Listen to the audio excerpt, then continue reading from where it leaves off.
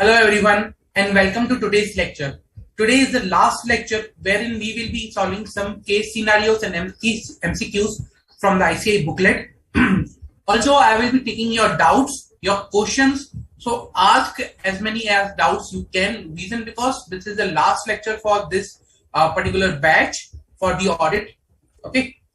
So please ask as many questions as you can. Also, we will be discussing how to write the answers by seeing some of the scenarios or some of the questions from the suggested one. Okay. So let's start the lecture. Okay. So guys, I have selected some of the questions from the booklet that I will be going to resolve, that we are going to solve today. They are combination mix from each and every topic. So let us see now those questions.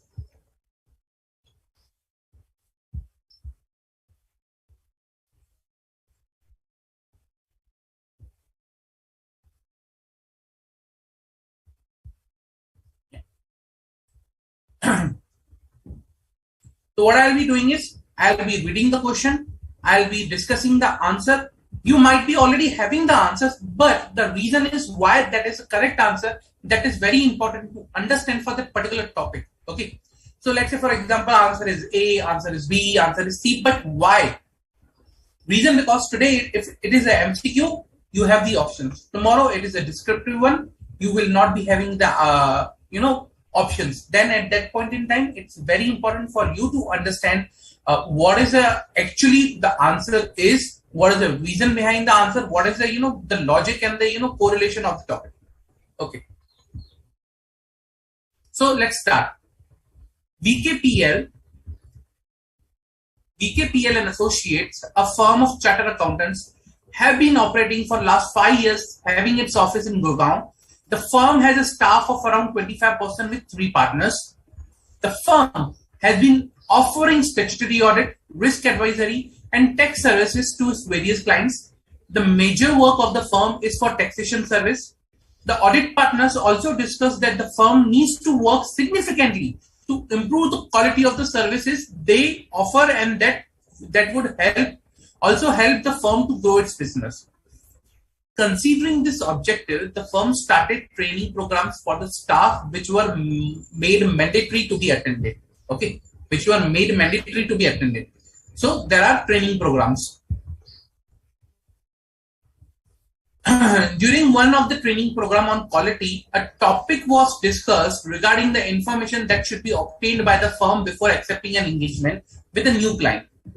When deciding whether to continue an existing engagement and whether and when consider acceptance of a new engagement with an existing client, it was explained that the following point may assist the engagement partner in determining whether the conclusion reached regarding acceptance and continuance of client relationship and audit engagement are appropriate. Integrity of the principal owners, key management, and those charged with governance of entity, qualification of all employees of entity, whether engagement team is competent to perform audit engagement and has necessary capabilities including time and resource, remuneration offered by entity to its various consultants, whether CA firm and engagement team can comply with the relevant ethical requirements, significant matters that have arisen during the current and previous year audit engagement and their implications for continuing a relationship. We would like to understand from you which of the above mentioned points are relevant for the topic under discussion. So what is the point that being discussed? That in determining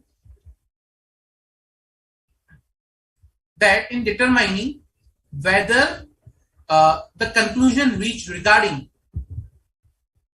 acceptance and continuance of client relationship and audit engagements. So these are the points that they are saying that, okay, these are the relevant for the client acceptance and continuance. Now you need to tell out of these points which are the relevant one for this particular topic. Which points are relevant one for this particular topic? It's pretty simple. We have already seen in our essay, during our essay.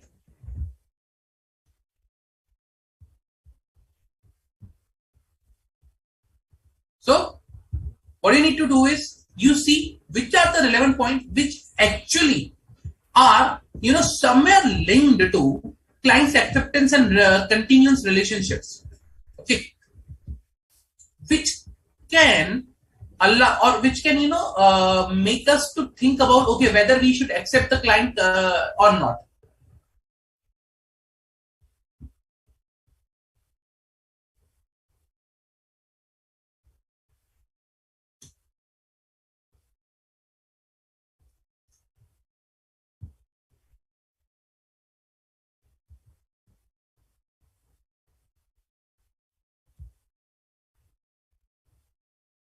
Come on.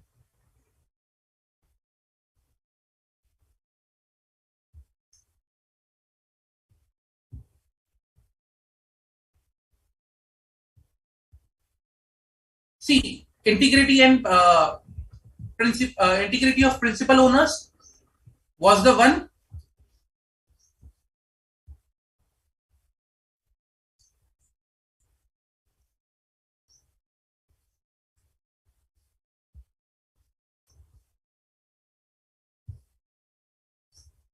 Integrity of the principal owners.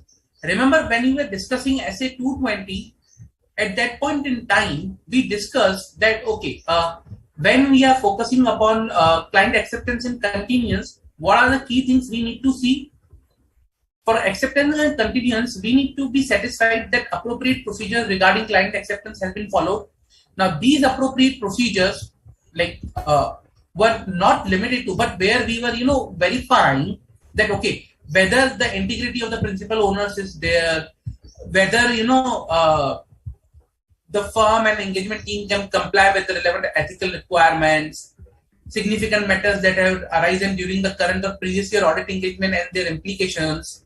So these are certain points where we have to think about before accepting any plans. Okay, so before accepting, we need to think about integrity, whether directly team is competent, whether the firm and engagement team can comply, significant matters, because these will directly impact the client's acceptance and continuance of your new or existing client. Okay, so one, integrity. Second, whether the engagement team is competent to perform audit engagements and has necessary capabilities and times and resources, whether the firm and engagement team can comply, or significant matters that have arisen during the current or previous audit engagement. Also, SQC for one requires the firm to obtain information considered necessary in the circumstances before accepting an engagement with a new client, when deciding whether to continue an existing engagement or whether they should accept a new engagement with the existing clients. Now, such information, helps the firm to decide whether they can go ahead or not. So you can say it's also required by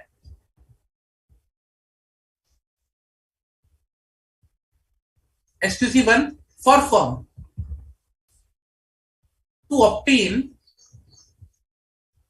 such information. Okay. Now, why? We have already discussed this in SA 220. So the correct answer will be 1356. 1356. Qualification of all employees of the entity. This is not relevant for my acceptance. Reason because it may happen, that in an organization, multiple employees might be there at a multiple level. Their qualification might differ. Some might be engineers, some might be chartered, some might not be, just graduates. Doesn't matter to me. Same, the remuneration offered by entity to various consultants. What is the purpose? Like, they can offer any remuneration. Let's say, for example, they are hiring engineers as a consultant. They are hiring, security guards as a consultant for their security team. How does it matter to me? So these 2 points are not relevant for my client's acceptance. Clear?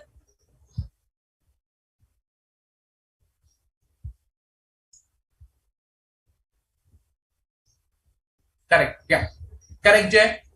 Correct, Namita. But point number 3 will be added also. Good. Okay. Then Let us move to the next one.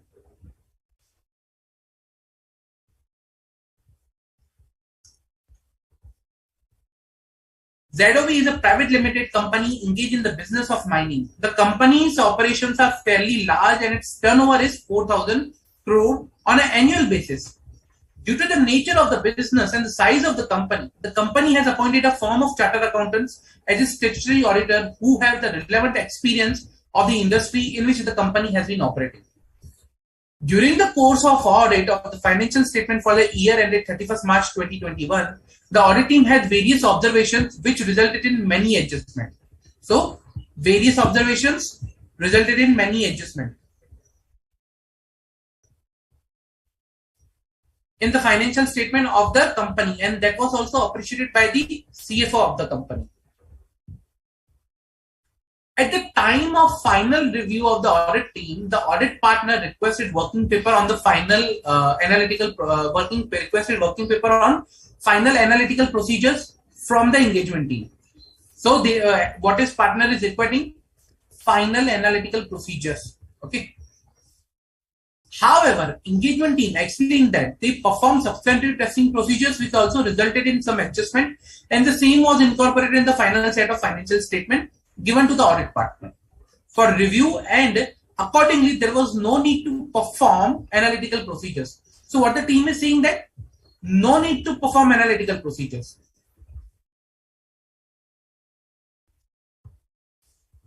Engagement team explained no need to perform analytical procedures. Audit partner was not convinced with this and requested engagement team to perform the procedures. Considering that the timeline to conclude the audit was approaching, the audit partner also requested the CFO that the audit team would need some more time to perform analytical procedures. CFO was very impressed with the engagement team and agreed for this time, but he also told the audit partner that the work of team was excellent and hence the audit partner should avoid these additional procedures. Now you need to first tell me, without going to the answer, whether they should perform the analytical procedures or not. And if they are required to perform, then why?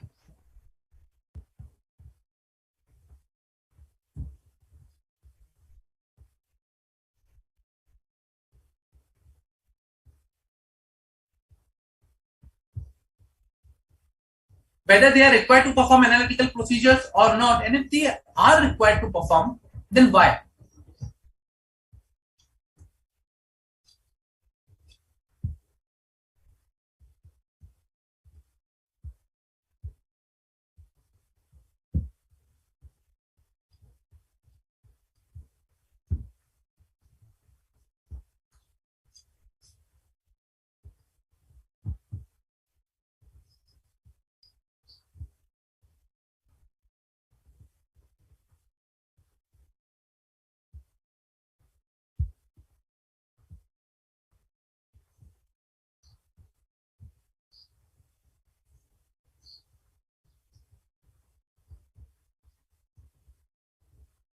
So Namita, in above question, point number 3, that was whether engagement team is competent to perform the audit engagement and has the necessary capabilities including time and resource, is important.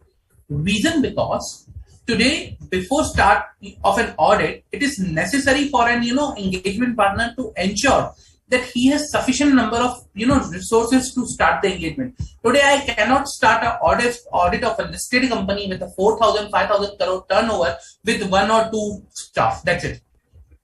Okay, so considering the size of the entity, I should be saying that okay, I have the engagement team who is competent to perform the audit engagement. Or let's say, for example, 4,000 crore turnover is there, very complex entity into the infrastructure and constructions, and I send 2 freshly graduates, not even charters, freshly graduates to perform the audit, who are not aware about how they are required to perform the audit, like they are not aware with the standards. At that point in time, is my engagement team competent enough to perform the audit engagement? Like the person who has never seen the standards, never ever heard about the standards, how I can expect from him to follow the standards by performing the audit?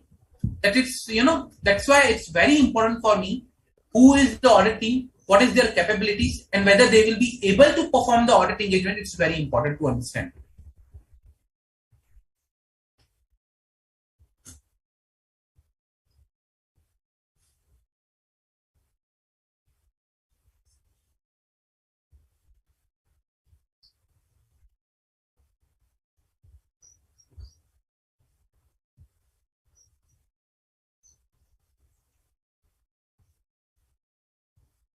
Come on, guys. Pretty simple. Whether they should perform even when they are saying that okay, they have received so many adjustments in substantive procedures and they are satisfied with the substantive procedures, should they go for analytical procedures?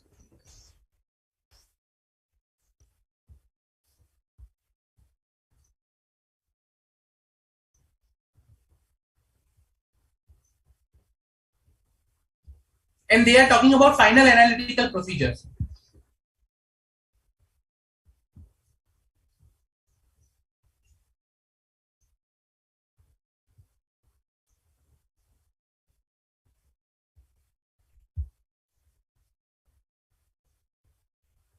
Okay.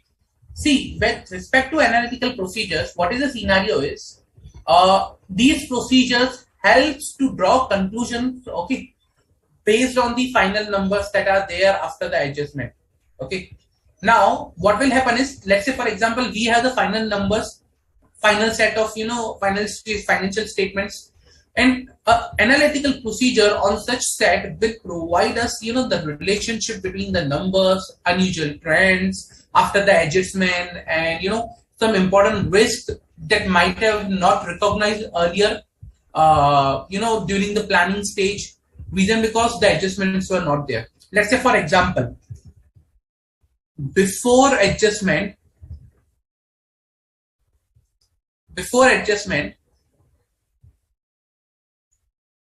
just hypothetical example, my wages or salary and wages expense was, let's say, for example, 50 lakhs, and last year it was 40 lakhs. So the company told me, okay, when I performed the initial analytical procedure, company told me they have hired new employees plus there have been salary increase.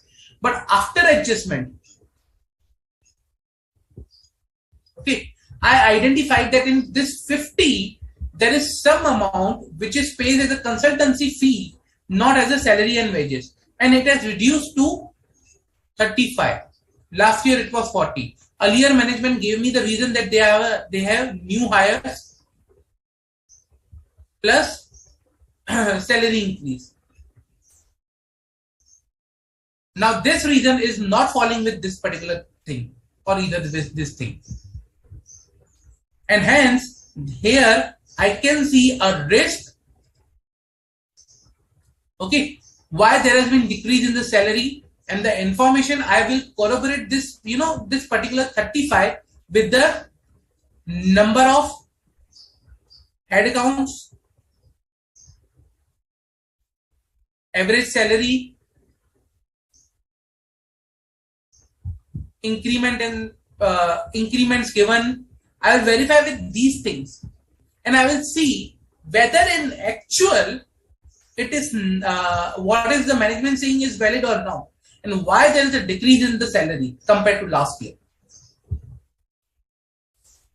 So in the current case, as per the basically options that are there, let us see the options now.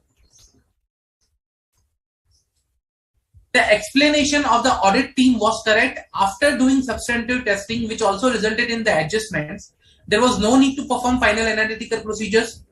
The suggestion of the CFO should have been considered by the audit partner, as the CFO was observing the work of the engagement team and hence he could assess that better than the audit partner. The requirement in view of the audit partner was valid. The conclusion drawn from the result of final analytical procedures are intended to corroborate conclusions formed during the audit of the individual components or elements of the financial statement. The audit team did the right thing by not performing the final analytical procedures. However, one additional procedure in that case should have been that obtain the document containing analysis performed by the client on the financial statement. The document is required to be assembled in the audit file.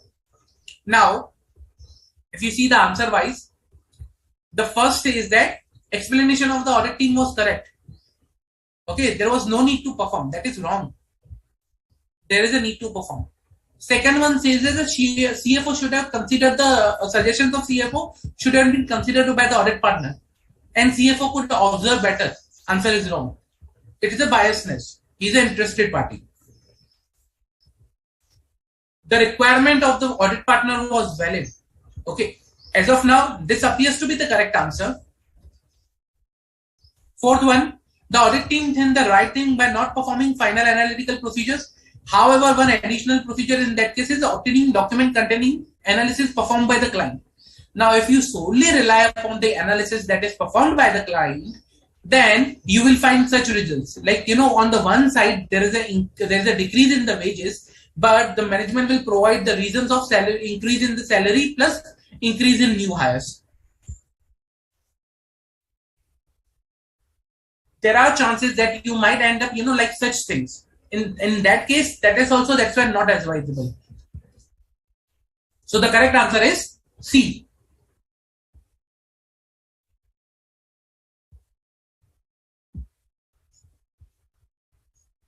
Adjustment, like Namita, can be of any sort of nature. Let's say, for example, they have a wrong classification, wrongly, classified amounts. Let's say, for example, it was a consultancy fee or technical fee paid to some of the consultant. However, by mistake, that was parked under the salary and wages. Or let's say, for example, uh, classification wise, they might have netted some of the income or with the expenses that might not be allowed. So in that case, let's say for example, freight outward and freight inward. Okay, if they have received some freight out freight outward from the customers, and that has been adjusted with the freight inward or something like that, which is not allowed. Basically, at that point in time, these are the adjustments that the audit team suggests to the particular client.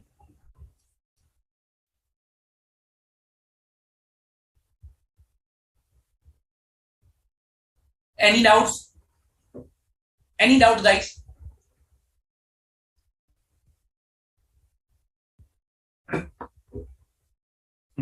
That is also a very good question. This one, fourth number. BDJ Private Limited. BDJ Private Limited was established in 2001, and since then the company operation has grown significantly. The company is based in Kanpur and has branches or offices outside Kanpur. The company is engaged in the tours and travels business, and because of the nature of the business, it has voluminous transactions. The annual turnover of the company is 700 crore. During the audit of financial statement of the company for the year ended 31st March 2021, the auditor observed wide variation in the various details of sales and various expenses compared to the last year. So what they have seen is wide variation of various details of sales and various expenses compared to last year. Various balances of trade receivable, loans, advances, statutory liabilities shown significant increase, and many balances were found to be non-moving which were aged more than 3 years. Okay. On the basis of materiality and planned procedures, the audit team requested the client for testing of various samples for sale, expenses, etc. The client observed that the number of samples that the team requested increased as compared to the last year, and asked the team to cut down the number of samples so that it is the same number of samples but which were tested in the previous year. The audit team did not agree with this and explained various factors which the team had considered for the sample selection and the reason for the change in the samples, and also explained the requirements of SA 530 to the client, but the client still did not agree. Okay. Now there is a situation of the deadlock and you are requested to provide your guidance to resolve the matter. Now what you will do? So you want to select, let's say for example, sample selected. Let's say you want to select 20, 40 or 30 for sales 20, expenses 40, trade receivables 30. But last year you selected only 10, 10, 10. Now the client is saying, okay, go to the last year. You whatever samples you selected last year, select that much only. That is 30 samples in total. You want to select in total 90 samples. So what you will do?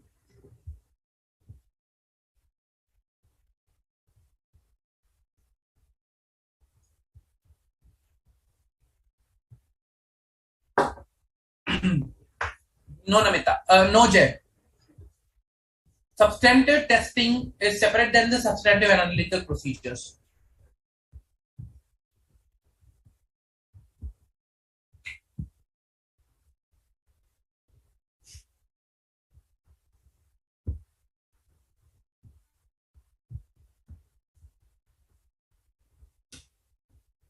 So here, what you will do, whether you will stick to the 30 or whether you will go for the 90. Simple.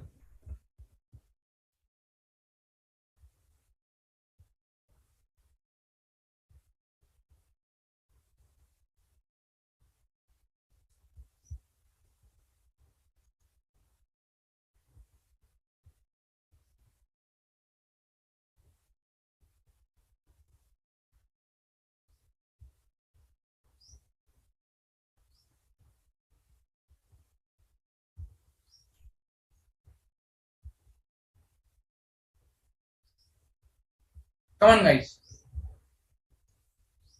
Basically, the thing is that if you identified your risk, so your sample size that should be directly linked to risk assessment of current year. Okay, your current year sample size should be directly linked to the risk assessment of the current year. Remember that a table we prepare at that in time that okay, current year my risk is high, so I need to gather more evidence. If I need to gather more evidence, I need to test more. If I need to test more, I need to select samples more. There's a correlation between each and everything. They are directly dependent. So if I have a higher risk, then I need to select higher samples to get more testing, to do more testing and to get more audit evidence. So in the current case, let us see the options. The argument of the clients is not valid. Sample selection is based on certain principles as per SA 530. That is on the assessment of the audit team. It may change year on year, and hence the client should provide the required information to the audit team. That is appropriate one. That's the correct answer. Let us understand why the rest are not. The explanation of the audit team is not valid. Referring SA 530 was not correct in the case. The audit team should have explained the entire approach around the risk assessment to the client before starting the fieldwork and should have formally shared with the client in writing. It is not necessary that we should explain the entire risk assessment approach to the client. Okay, so that is something internally we should be aware of. Yes, what we are required to communicate is details, some matters to those charges governance and management. Okay, so for the communication, we need to follow SA 260 plus SA 265 matters which are required to be communicated to the management and those charged with governance. Remember? So if these are not the matters, then it is not necessary that we should, provide the detailed risk assessment entire approach to the basically client. Okay. Now, other than this, if we are not required to explain to the client the risk assessment procedure, now you tell me whether I'm writing certain things, whether I'm required to discuss these things with the client or not. First,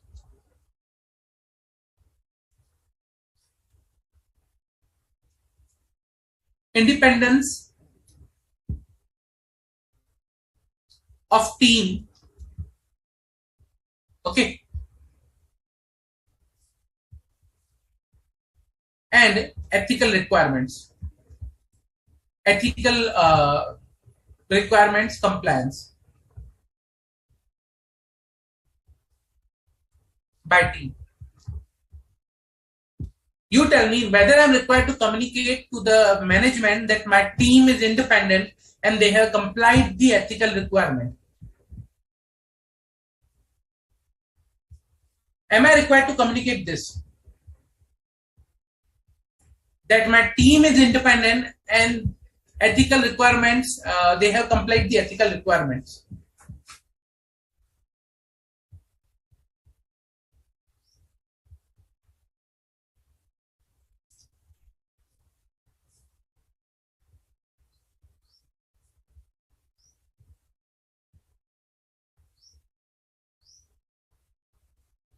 Correct, Jay. So answer is yes. Remember in essay 260, there were certain points that we are required to communicate. That's the auditor responsibility, like significant qualitative aspects of accounting policies, significant difficulties, circumstances that change the content of audit report, other significant matters, and independence related matters like team are complied with the ethical and independence requirement and safeguards that have been applied to identify threats to independence. That was essay 260. So yes, we are required to communicate independence related also. Let us see rest of the options. In this given situation, the audit team, instead of getting into any argument, should have cut down their number of samples. No, they are wrong. Otherwise, management will argue in each and everything, and they might end up arguing while you are auditing. The audit team should make formal request in writing for these details from client, and if client still refuses, then they should report this matter to the audit partner. In that case, the auditing standard require audit partner to check some document which may not be provided by the client to the audit team. So that is also not the appropriate answer.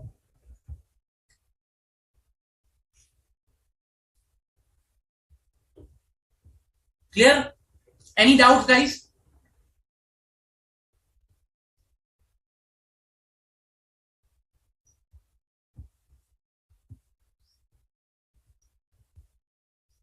Any doubts?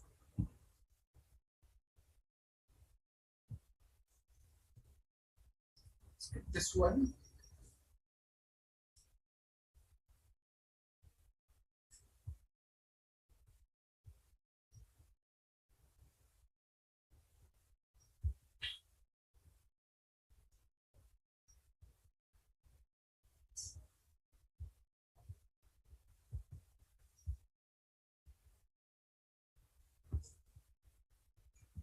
No doubts?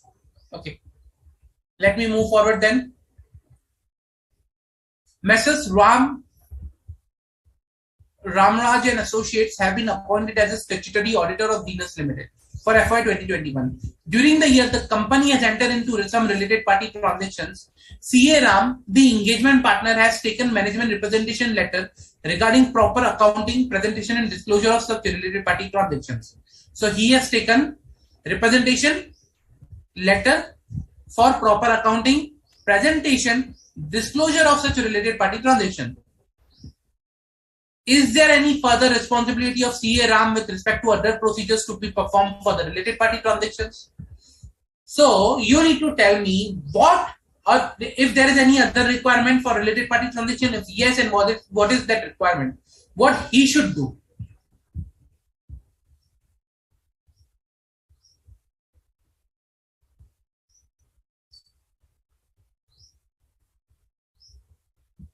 Okay. What is the requirement of related party transaction and what he should do?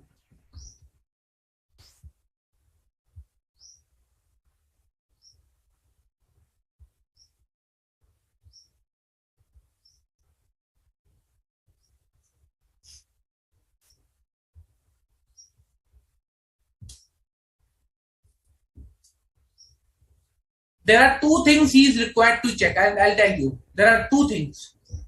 What are those two things? We have already discussed. So he needs to validate on the basis of two areas.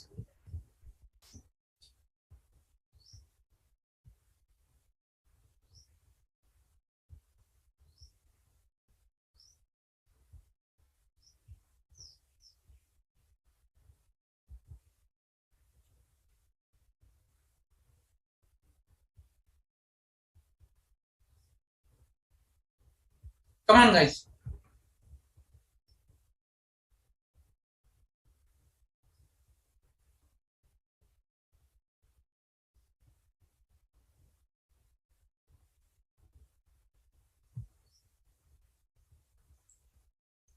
Okay, I'll give you a name. There are two frameworks I'm talking about that he should check compliance with. Which are these two frameworks? Which are these two frameworks?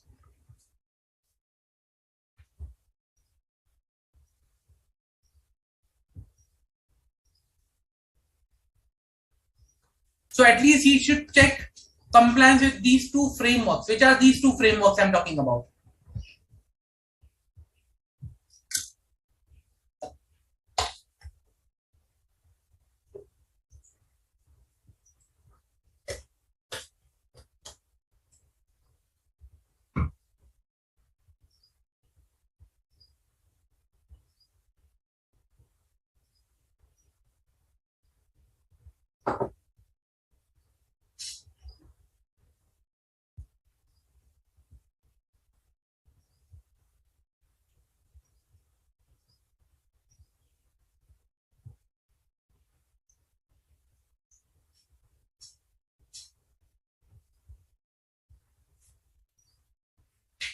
Come on, guys.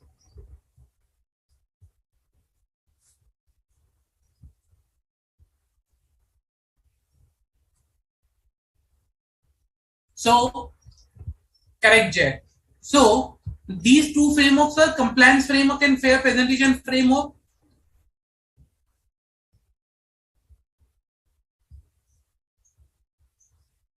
So, at least he is required to check whether, the related party transactions that are disclosed are, are achieving at least fair presentation framework and compliance framework,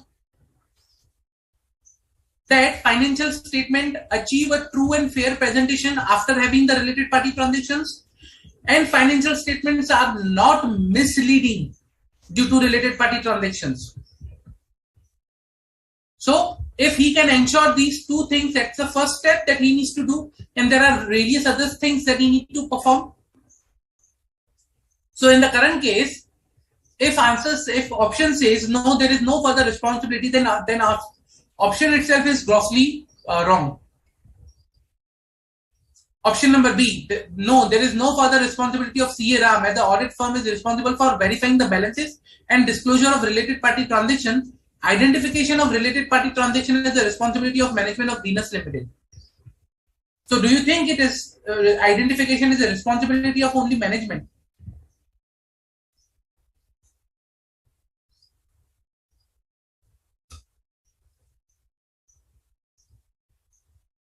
So no, identification is our responsibility also. While performing the audit procedures, we should paying attention, we should be alert to see that whether any unidentified related party relationship is there or not, which has been not disclosed by the management. So this is wrong. C1 is correct. Yes, the audit firm has a responsibility to perform audit procedures to identify, assess, in response to the risk of material misstatement arising from entities' failure to appropriately account for related party relationship, transaction, and balance. And the fourth one is, yes, auditor has a responsibility to detect fraud and error with respect to related party transactions. No. Reason because we need to maintain professional skepticism, but we are not here to detect fraud. We are not the forensic auditors.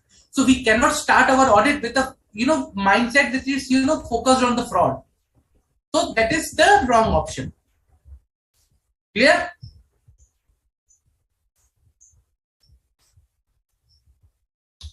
Any doubt?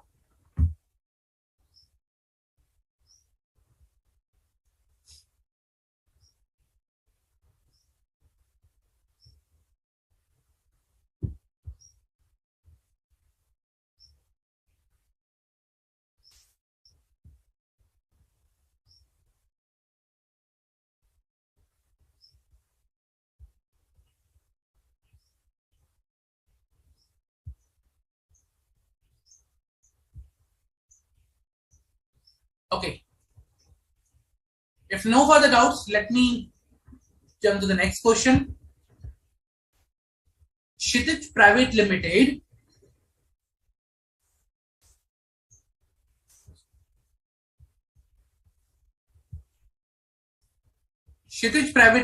is a company based out of Kochi, having operations primarily in Europe. Because of the nature of the operations of the company, it is required to prepare its financial statement as per the international standards for reporting to the local regulatory authorities over there. Since the business is based in Europe, the audit team is also required to visit the locations where the company has offices and is accordingly required to perform certain audit procedures over there.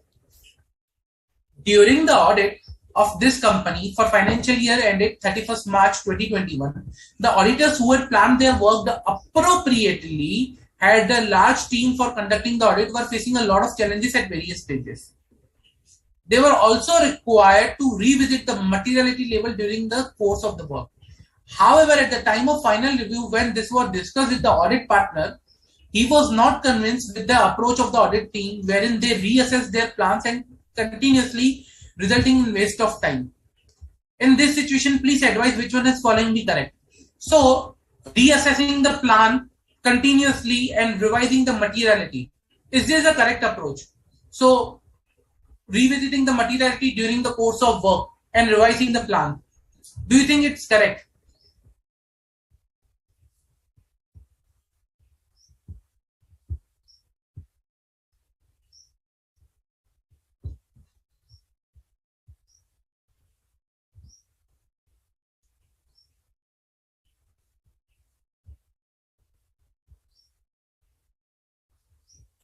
Revisiting the audit materiality plus revising the audit plan. Partner is saying, as per partner,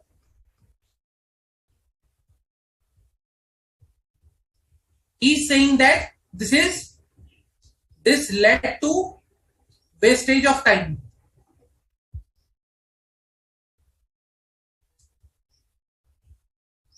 What do you think?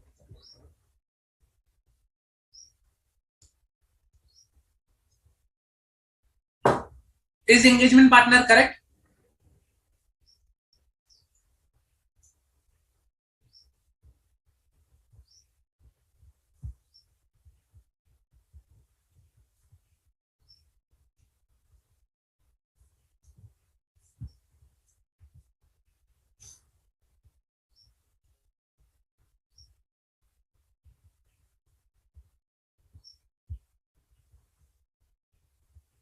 Come on, guys. Is the engagement partner correct in the current case?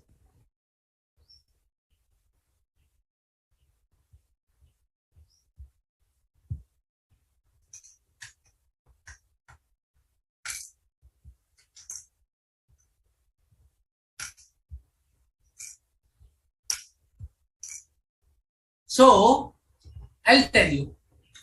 Engagement partner, correct, Jay. Correct. But having said that, it is permitted, but I'll not use the word permitted, it is required, I'll say. Okay. Revisiting the audit materiality and revising the audit plan as per the continuously identified audit evidence and base, it is mandatory. Not permitted. Permitted means here an option that we can do it and we cannot do it. But it is mandatory to do that. Reason because what will happen is, for example, I'll give you one example. Okay, let's say initially when you started the audit, you identified, okay, there is a medium risk in trade receivables, and you picked up some samples for the balance confirmation. When you rolled out those samples for the balance confirmation, you identified the balances which are stated in the books of account and the balances confirmed by the parties are different. So there is a huge variation.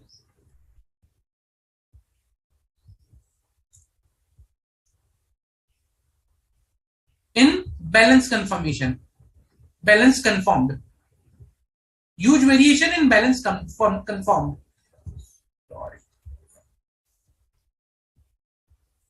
Now, when you investigate it further, because of this, you identified there are fictitious sales.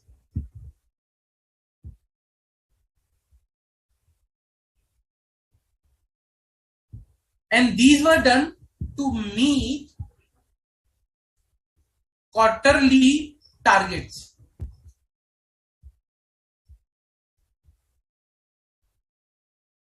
And hence, you identified there is a fraud in sales and trade receivable.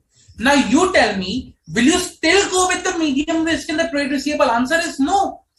Because I have identified the fraud by performing certain procedures, and hence it requires me to revisit my audit risk assessment audit planning, materiality for this particular balance, and I may require to perform or re-perform, assess risk assessment, calculation of materiality, and I may change my audit plan. Let's say, for example, I may now send out some more reconciliation, more balance confirmations. I may identify, okay, whatever, okay, this is a sales manager who posted fictitious sales. Now, which are the parties which are handled by this particular sales manager? I'll check all those trade receivables. So something like that, I will be, revising my plan, and that's the requirement. Let us see the answers. Audit partner being the most senior team member is right. The same thing should be considered by the audit team by documenting in the audit file. Audit partner's views is incorrect as the audit team did the right thing.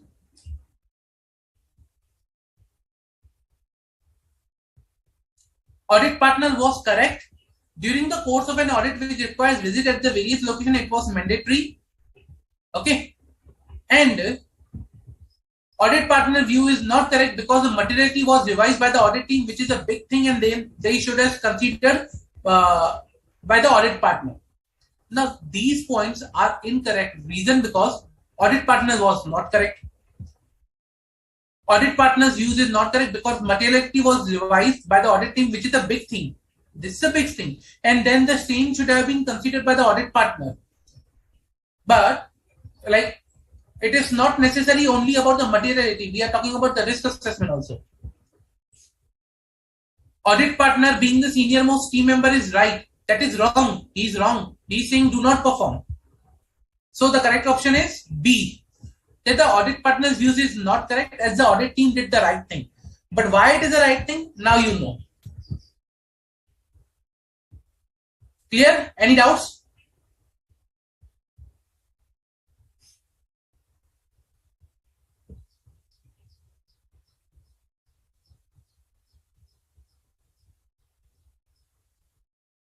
Any doubts?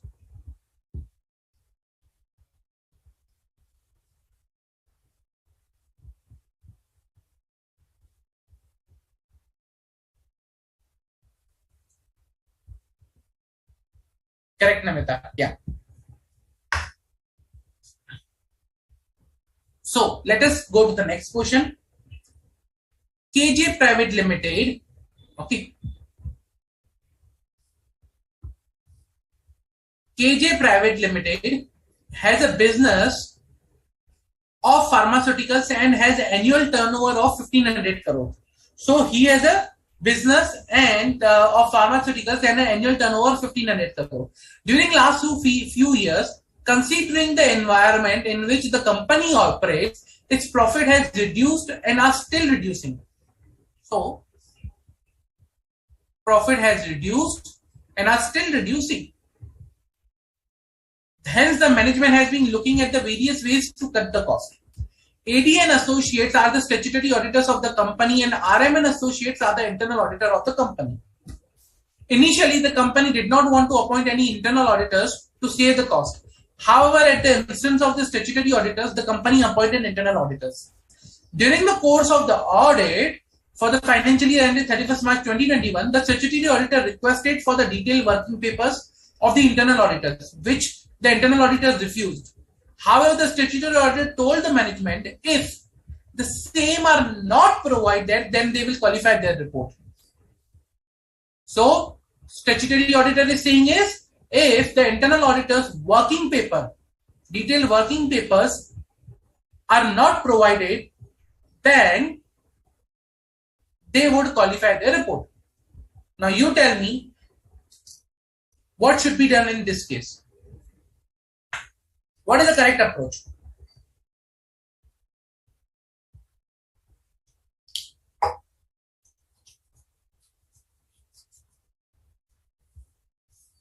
According to you, what is the correct approach in the current case?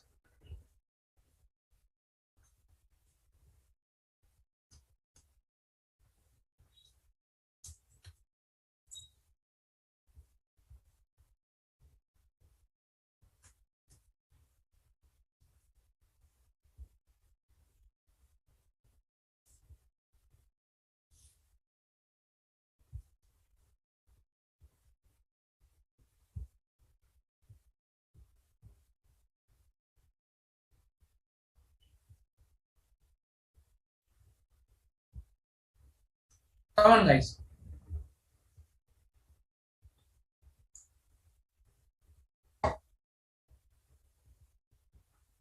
Now you have a 3 option over here, 3 to 4 options. When you are not receiving working papers, either you can qualify,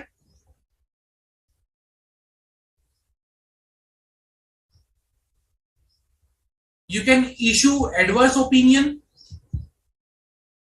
you can issue disclaimer also, or you can issue unmodified.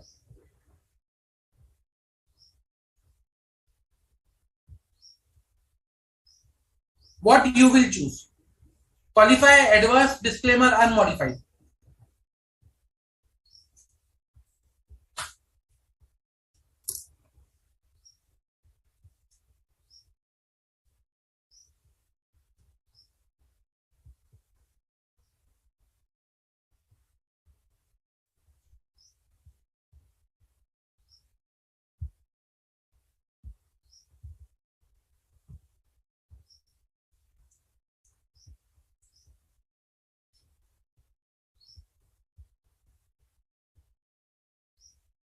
Come on, guys.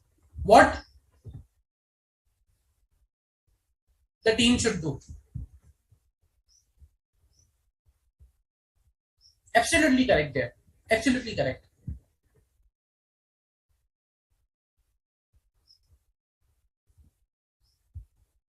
So this is particularly linked with standard. Okay.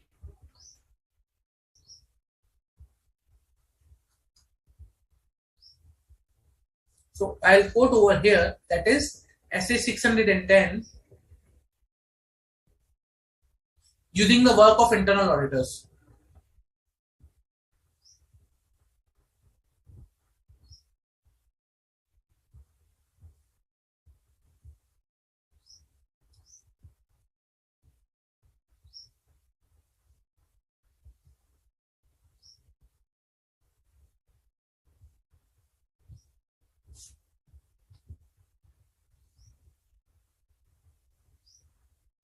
Absolutely correct, Namita. So, in the current case, see what SS 610 says, that when we have to rely upon the work of internal auditor, there are 2 ways we can rely upon the work of internal auditor. Okay, there are 2 ways where we can rely upon the work of internal auditor. Basically, one where we ask about the findings of the internal auditor. We rely upon the work that is being performed by the internal auditor, that what are your findings, what was you tested. So in that case, like let's say for example,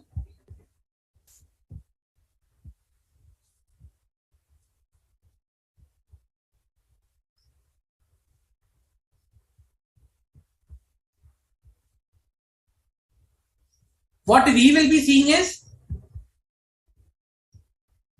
we will be seeing OCA. Remember, OCA. If we have to rely upon the work performed by the internal auditor, we need to verify OCA. What was OCA, guys? What were the 3 things that we need to verify when we are required to rely upon the work of internal auditor?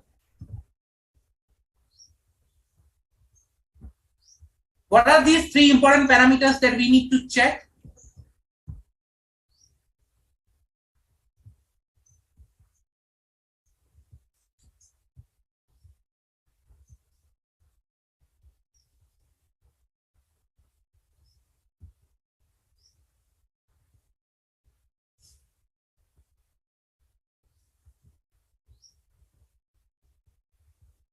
What are these 3 parameters, guys?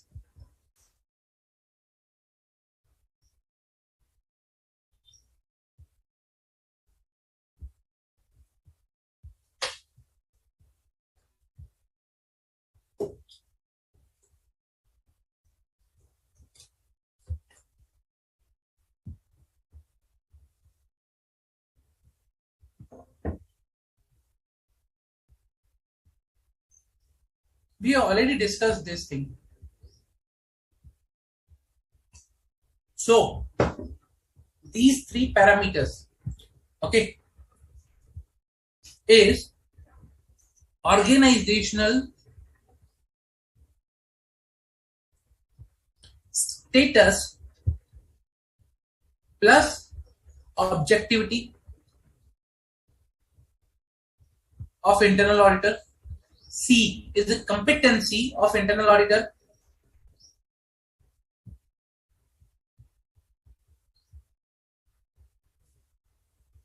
Competence, whether how much he is competent enough to perform the work. A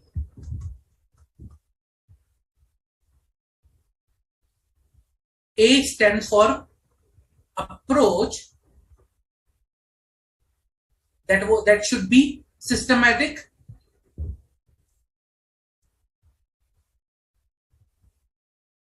and disciplined.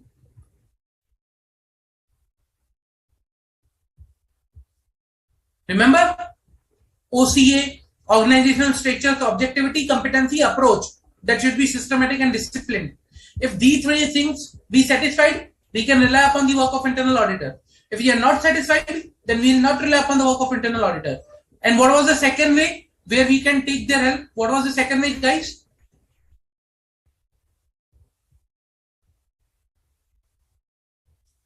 Not competence. Oh, not completeness. It is competency, not accuracy also. It's approach. So, organizational status, competency and approach, that is systematic and disciplined approach. So, that is the OCA for internal auditor. And what was the second way we can take their help? Either we can rely upon their work and correct J. And the second way is the direct assistance.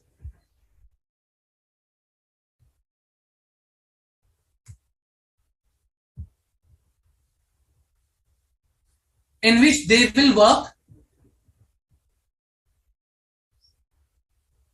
under our supervision. Yeah, external auditors supervision.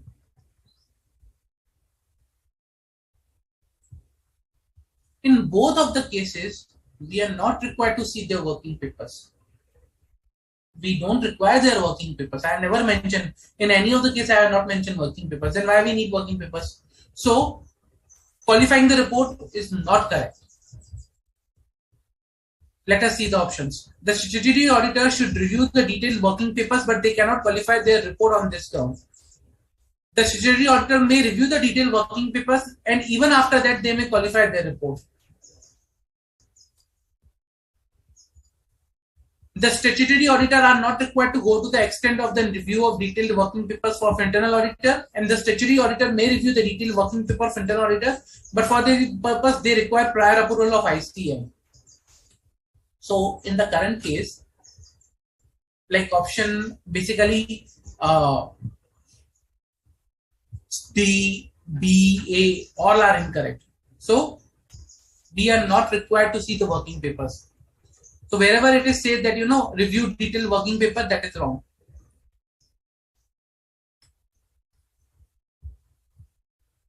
Review detailed working papers, that is wrong. Here saying review detailed working papers, but prior approval of ICA, there is no such requirement, and that is no such policy. Now the option C is the correct one. Not required to go that extent. Okay. Now, any doubts with respect to this? Yes, organizational status. Now, organizational status. Remember, I have told you. Okay, let me go through that again. Let's say, for example, in an organization, there's a managing director. Let's say MD and CEO. Under them, there are various CFO, Chief Sales Officer, Chief Data Officer, and let's say Chief some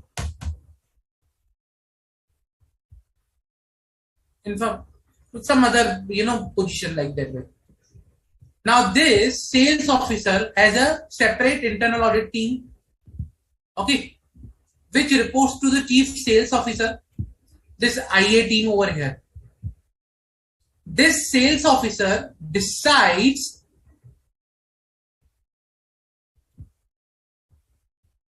scope, audit plan, and risk assessment for IA team. IA team in turn report to them, okay, findings. And in turn, whatever chief sales officer thinks necessary, he reports to the MD and board of directors. So after filtering out, basically,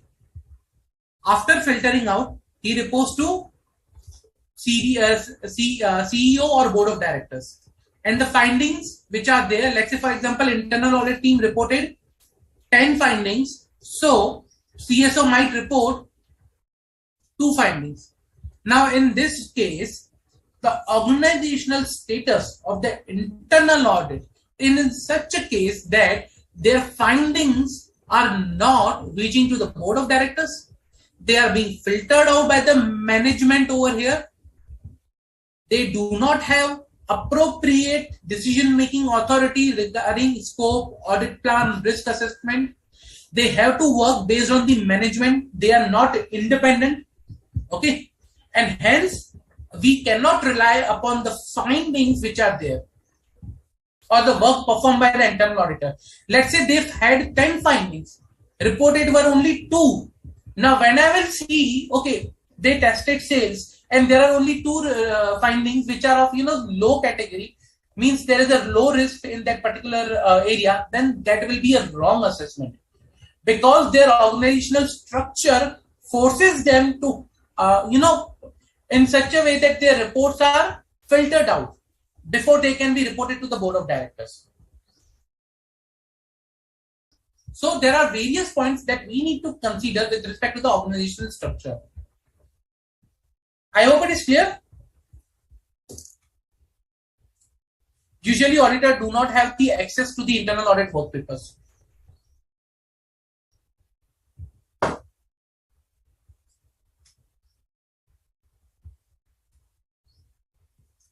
Any further doubt?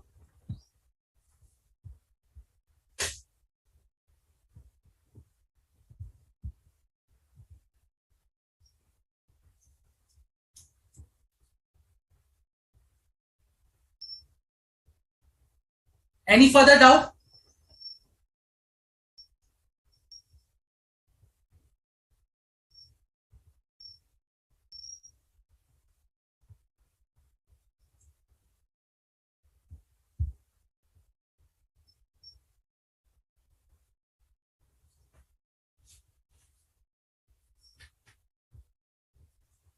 Okay. If no further doubts, let's move to the next one.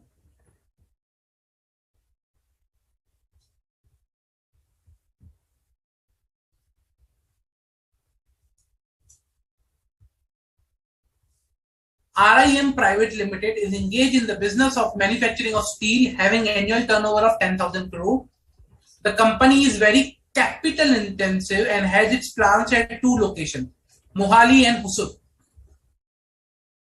During the year ended 31st March 2021, the company carried out a detailed physical verification of its property, plant and equipment, and also reassessed their useful life by engaging a consultant. The consultant submitted its report to the management on 21st April 2021. Okay. So physical verification carried out by a consultant.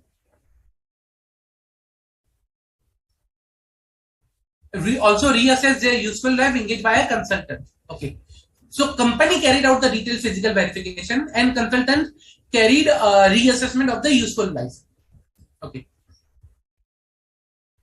Statutory auditor of the company started their audit work from May 2021, and when this information was given to them regarding the physical verification and the reassessment of the useful life of the plant property equipment, the auditor told the management that the consultant should have submitted its report to the auditor also independently. Means independent submission of its report to auditors by consultant. Further, in the absence of the direct communication of the report of the consultant to the auditor, the audit team would have to review the work of the consultant, which is not efficient, but it cannot be avoided now. Management did not agree with both of the points of the auditor, that the consultant should have shared the report with auditors directly and that the auditor needs to review the work of the consultant. The management would like to have your views on this matter. So please provide your views whether auditors are required to redo the work again, okay, and whether the consultant was supposed to share the report directly to the auditor.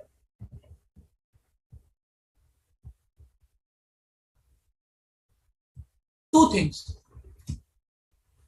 whether direct submission was necessary to review now the assessment or reassessment.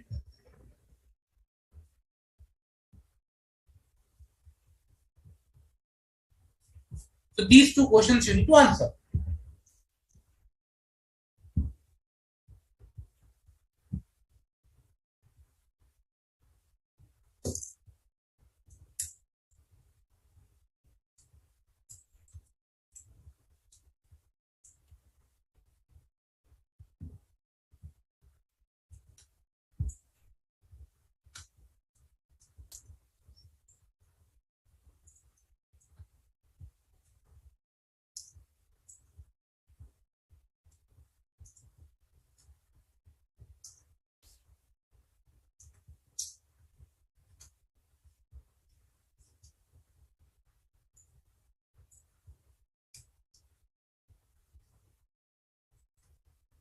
Come on, guys.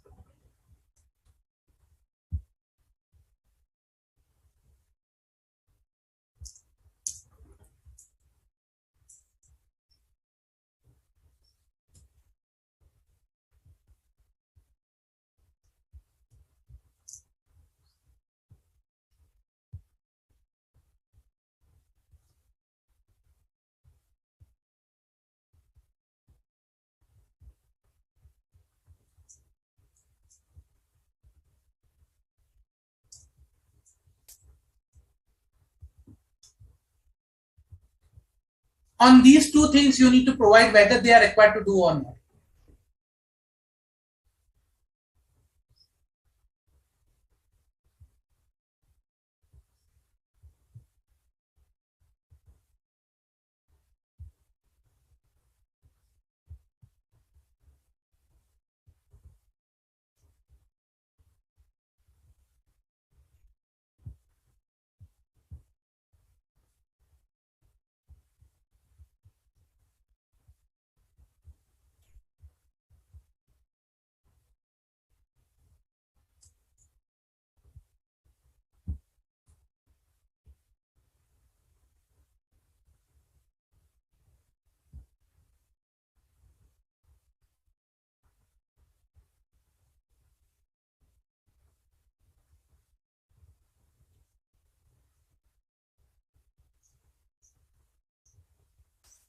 Come on, guys.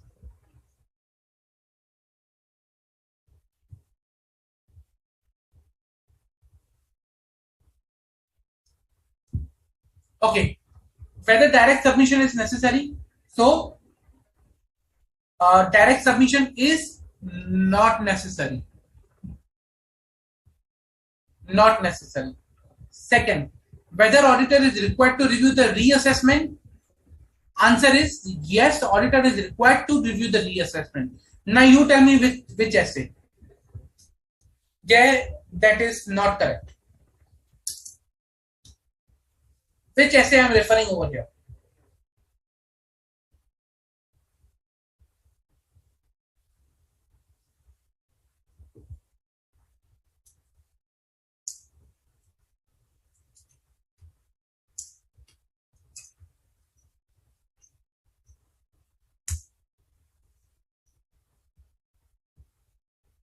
which essay I'm referring over here.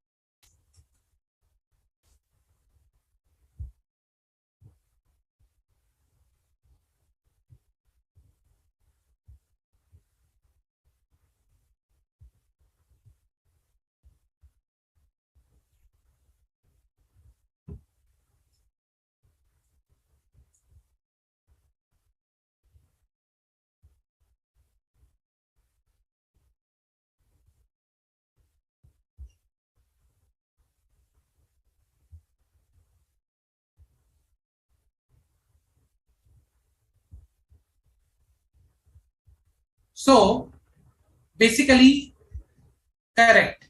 Yes. Yes, Namita. So yes, absolutely correct. It's SA 500. Reason because not SA 620, it's a SA 500. It's a management expert.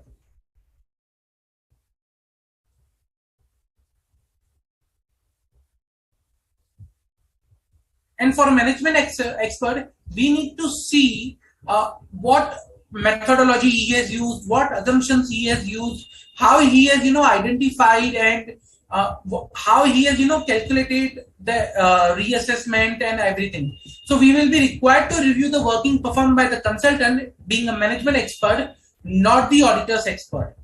So SA 500 will be the correct one. It is a plant, property, and equipment, not in inventory. That's why it will also it's not 501. So 501 takes three things: inventory, litigation, segment reporting. 500 reports to the management expert. Clear? So let us see the answers. The review of the management seems to be correct because there is no such requirement that any consultant of the company should share this report directly with the auditor. Also, when consultant already has submitted a detailed report, no further review is required. That is wrong. A detailed review is required. Both management auditors are not correct. The auditor is not supposed to receive the report directly. Further, the auditor needs to review the work of consultant irrespective of the fact whether he has report directly or not. So this is correct. C, which says that auditor's requirements are reasonable because he carries duty in respect of audit of financial statement.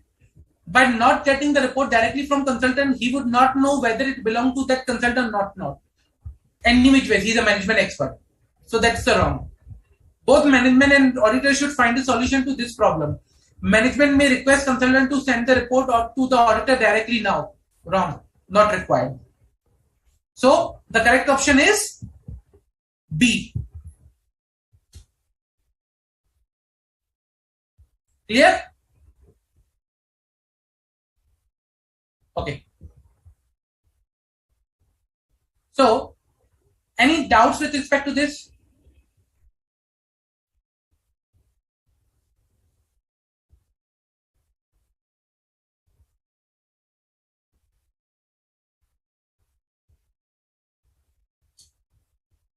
No? Let's move to the next one then.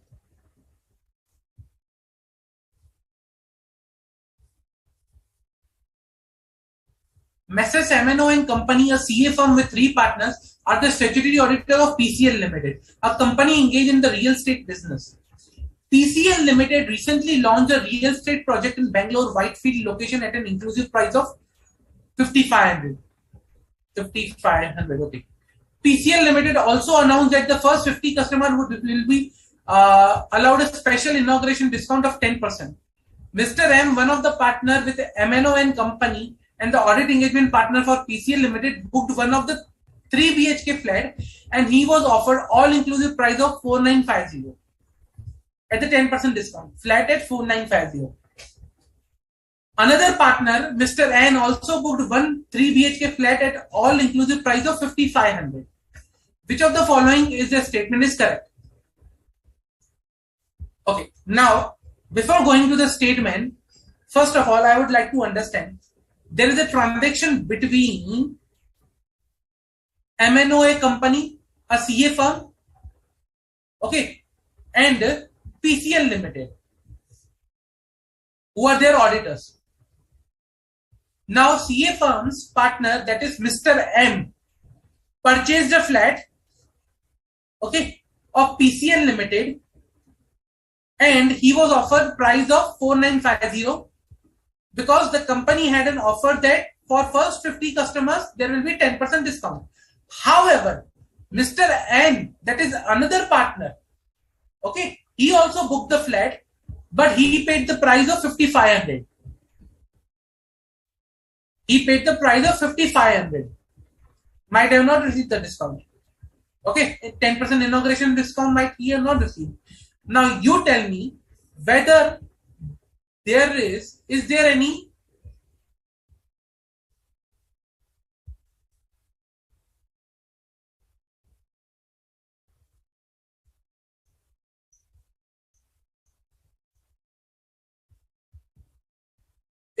business relationship between MNO and company and PCL Limited? Two partners have already bought the house of PCL Limited. Two partners have already bought the house of PCL Limited.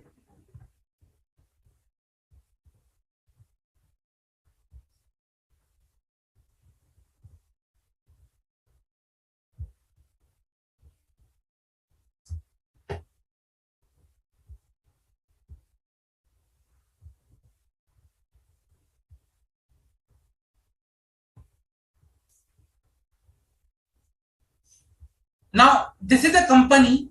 I want you to answer me based on the appropriate sections of the Companies Act. Why, or disqualified, then why?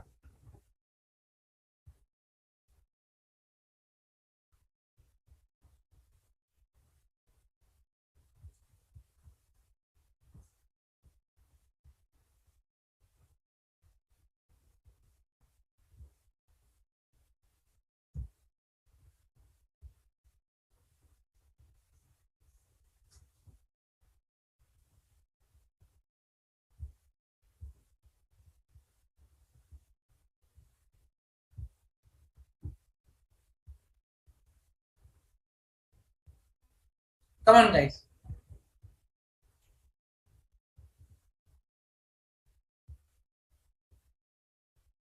Correct, Namita.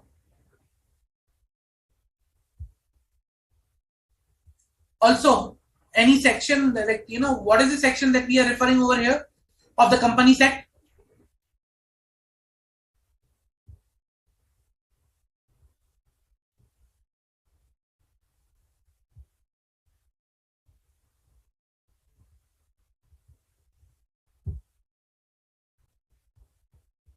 If you can provide the section also.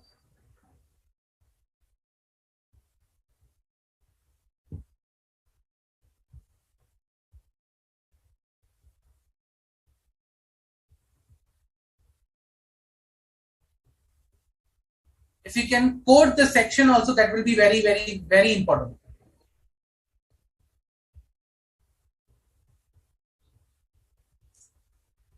Correct. Okay. Absolutely correct, Jay. So, if you see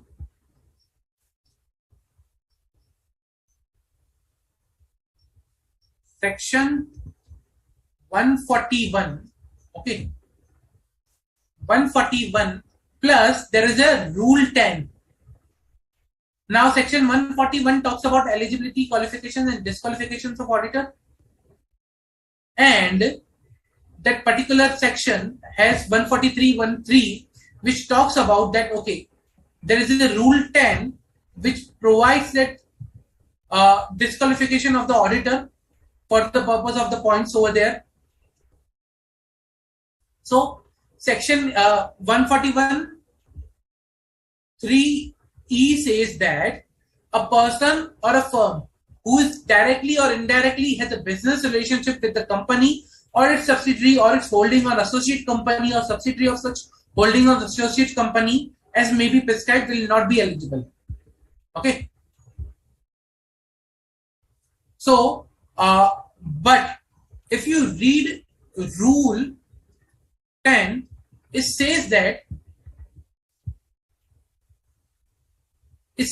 for the purpose of clause E, business relationship shall be construed any transaction entered for the commercial purpose except where the commercial transactions which are in the nature of professional service permitted to be rendered by an auditor, or commercial transactions which are in the ordinary course of the business of the company's arm's length price, like sale of product to the service to the auditor as a customer in ordinary course of business by companies engaged in telecommunications, airlines, hospitals, hotels, and other such similar business. So in the current case, assuming this is part of that particular business, and assuming and seeing that okay, this particular amount 4950 is after 10% inauguration discount, which is given to first 50 customers, not only to Mr. M but all to first 50 customers, and Mr. N also booked at rupees 5500, which is market price of that particular that particular flat or the property. Okay, so I can say this is on arm's length price.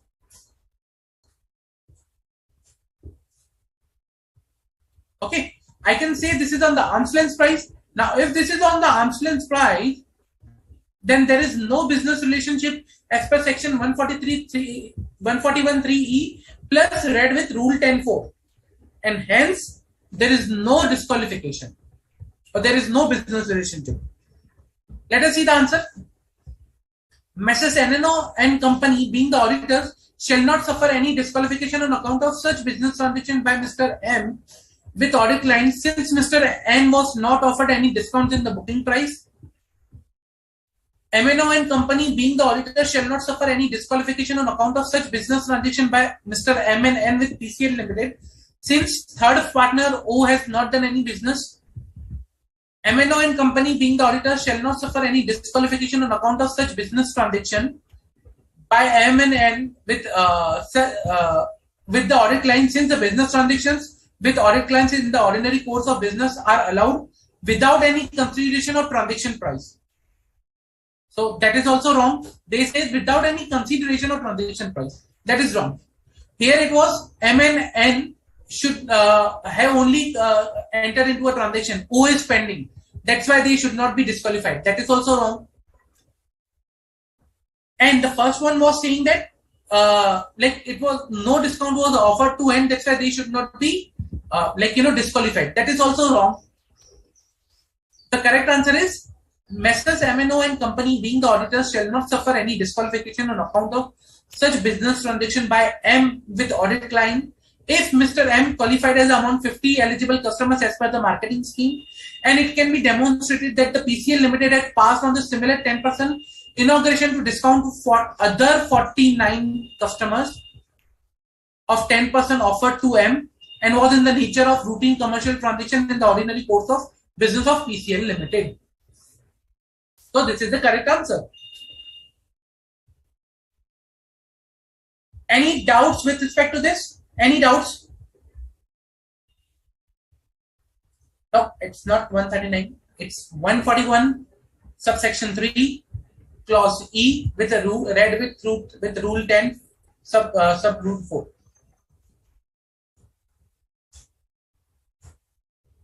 Clear?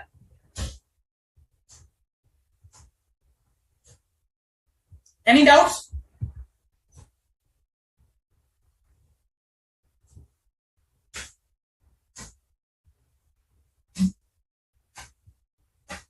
Okay. If no further doubts, then guys, let's take a quick 10-minute break. We'll gather back after the break and we'll see 1 or 2 more MCQs and we'll shift to the integrated case scenarios. Okay. Let's take a quick 10-minute break.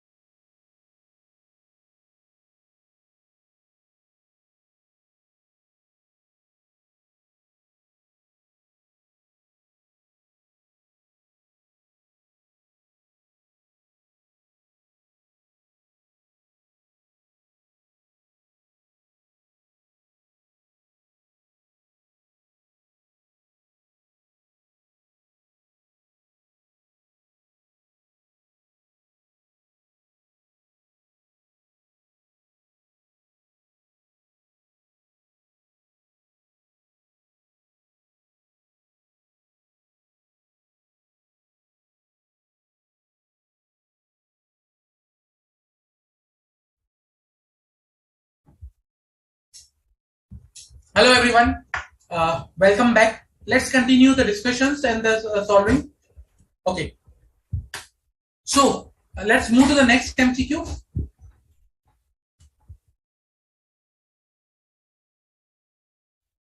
We just now saw a good one that was on the Companies Act. Now you'll see another one. Okay.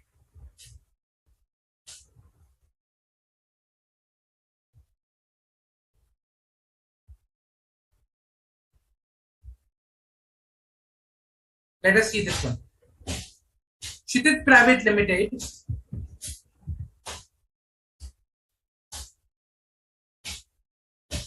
Kshitij Private Limited is a company based out of Noida having operations in India and Dubai. The company's operation in Dubai have increased over last 2 years and the management is earning very good profits. Because of the profit, the management has also planned that they should now focus on strengthening of internal controls of the company, and for that purpose, they have discussed with the statutory auditors to carry out the audit for the financial year 31st March 2021 very rigorously. The report on the internal financial control is also applicable to the company, and hence the auditors during the course of their work asked for the risk control matrices from the company. During the year ended 31st March 2020, risk control matrix was not available with the company and was prepared in draft manner, and the same was shared with the audit team during that year, and the auditors completed their work on the basis of that. However, for the 31st year ended 31st March 2021, the auditors would like to have robust documentation and are not ready to accept the same risk control matrices. In the given situation, please suggest what could be the course of the action. Okay, let us see the options. The request of audit team is correct and the management should provide that. Okay. The requirement of the audit team is not justified considering the fact that the last year same documentation was used by them. The requirement of the audit team is not justified considering the fact that it's a private company and auditor always is or anyways is required to perform rigorous audit procedures. In the case of private company on which internal financial control report is required, the auditor is not allowed to take any risk control matrices from management. Seems to be an ethical issue. So what do you think is the correct option over here? And why is very important.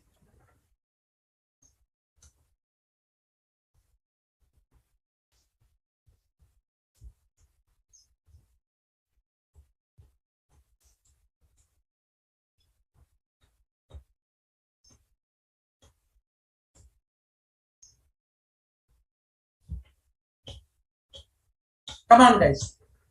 What do you think is the correct option over here?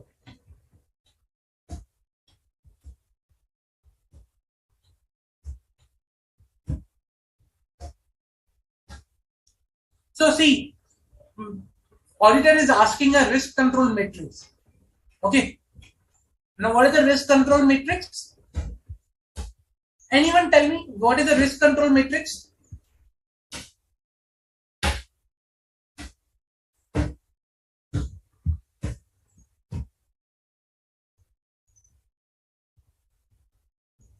But what is the risk control matrix? You tell me.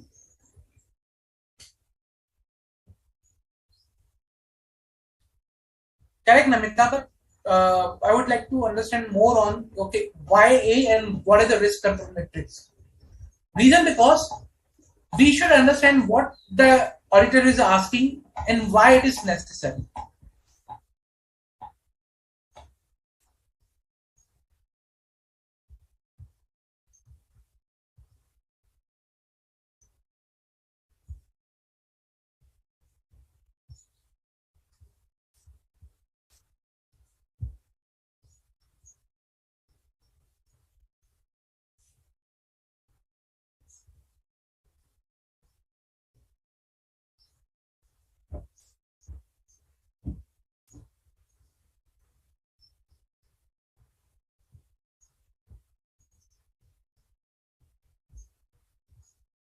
In an audit of a financial statement, okay, when we are auditing a financial statement and when we prepare audit report, okay, when we prepare audit report, we write the paragraph responsibilities of management.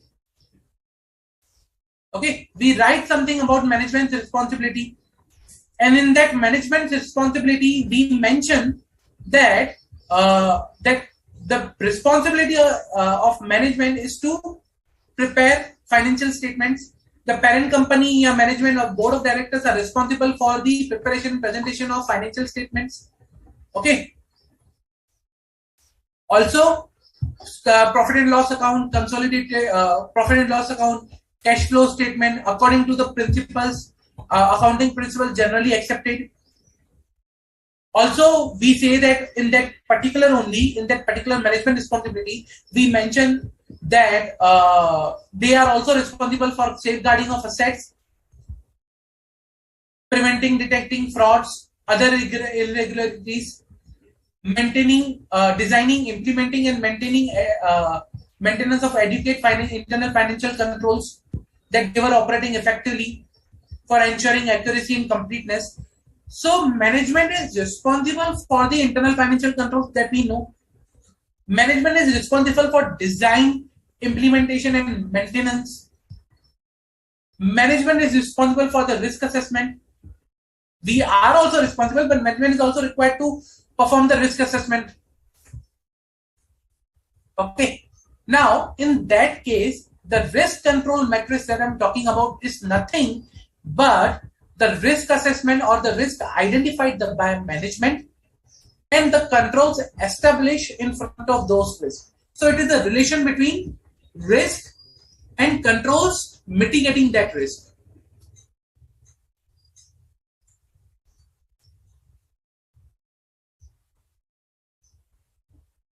That is risk control matrix.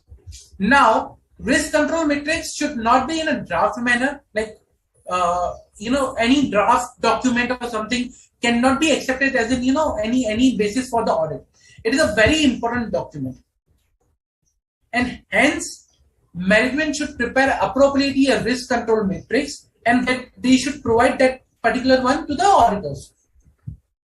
Okay, remember in SA 315 we stated, okay, understand entities risk assessment procedures, assess whether management has performed risk assessment procedures or not. If management has not performed, then ask why they have not performed. If they have performed, then understand what they have considered for the risk assessment. Okay. And what could be the implication of management risk assessment on the auditor's risk assessment. Remember? So it is necessary to understand the management risk assessment procedure and the control they have implemented, and that can only be understood by this particular document.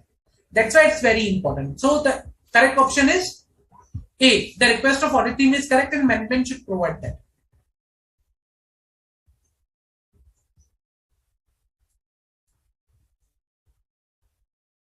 Correct, Namita. Absolutely correct. Any doubts?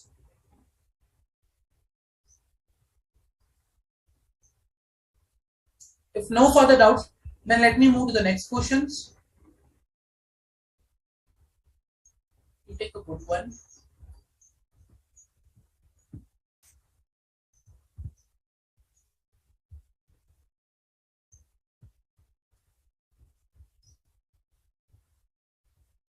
Let us see this one. AJ Private Limited is in the business of construction and infrastructure, having annual turnover of 1100 crore. The operations of the company are running efficiently, driven by the well laid out policies and procedures. The processes of the company are very strong and are well documented and properly communicated to employees as required.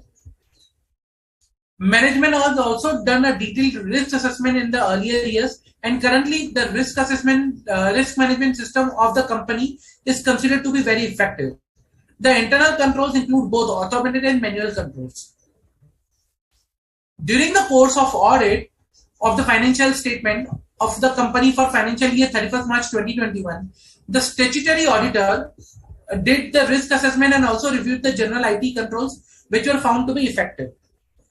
Considering the same, one of the senior audit team member asked the team to start performing the substantive audit procedures, taking the approach that the controls are effective.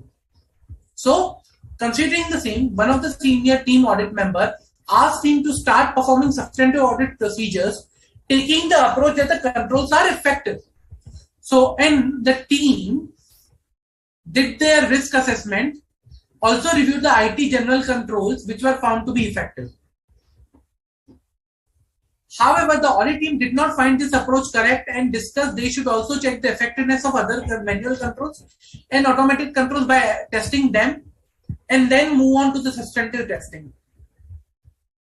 The audit team recently had a training on the internal controls and hence their understanding was different from audit senior. This led to conflicting situation between the audit senior and the remaining audit team. In the given situation, please advise. So what are the options? The audit senior is correct because IT general controls were found to be effective. Okay. And hence, no further work may be required required on controls. The view of the audit team looks fine because without testing internal controls covering all type of controls, manual and automatic, those controls cannot be said to be operating effectively. The audit senior seems to be reasonable in his approach because general IT controls were found to be effective. However, it would be more appropriate to also to test application controls before concluding on the effectiveness of the controls. The argument of the audit team looks better because every audit requires significant time to be spent on testing of internal controls, and only by covering IT general controls it would be difficult to justify the requirement later on the audit file. So what is the correct option?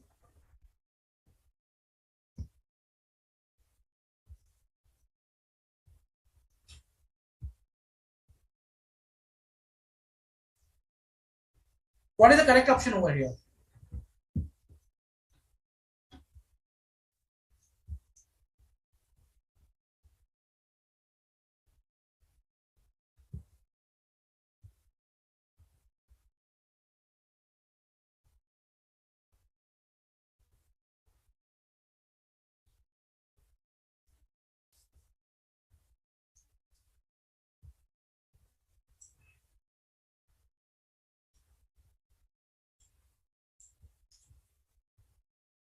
See, audience, let us see the options again.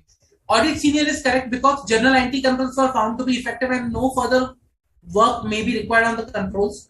That is incorrect. Reason because IT general control is the first level which helps the application control to work efficiently or automatic controls to help work efficiently. So for automated controls, let's say for example, these are application controls, automated controls, and below that there is a layer of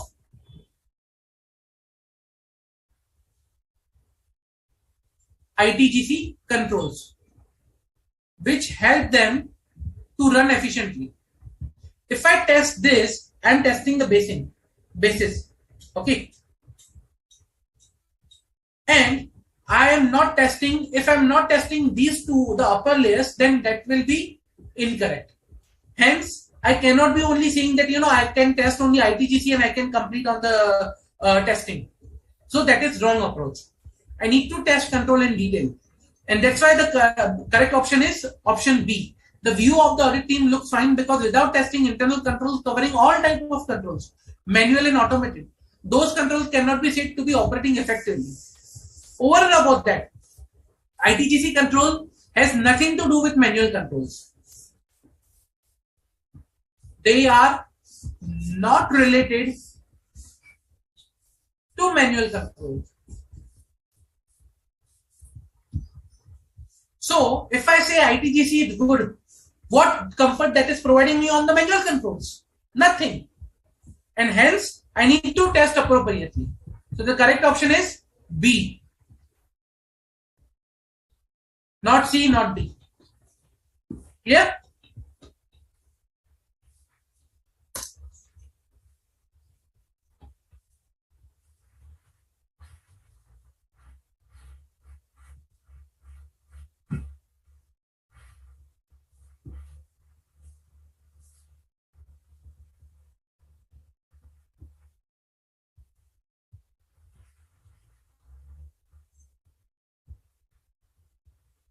So Jay, your question is what comes under substantive testing. If you want to say substantive testing, if I have in a summary, you can go to the essay 330 also, lecture of essay 330. But just to provide a summary, for substantive, we do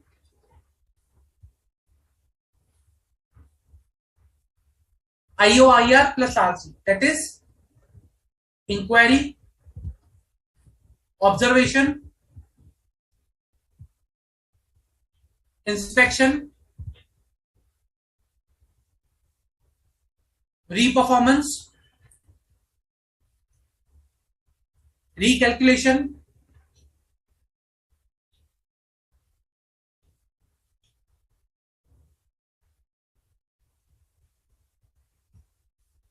and confirmation. If you perform any of the procedures out of these, then it's a substantive testing. Simple. And if you talk about control testing, that is only IOIR, inquiry, observation, inspection, reperformance.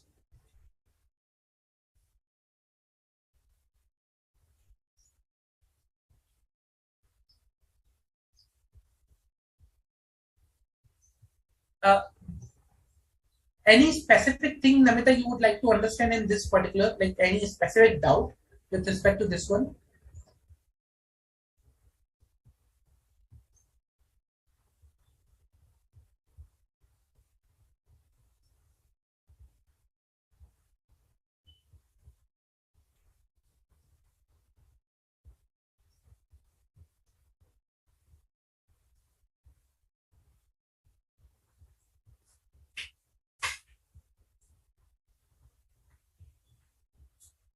Any specific doubt? Okay. Let me explain you IDGC one again.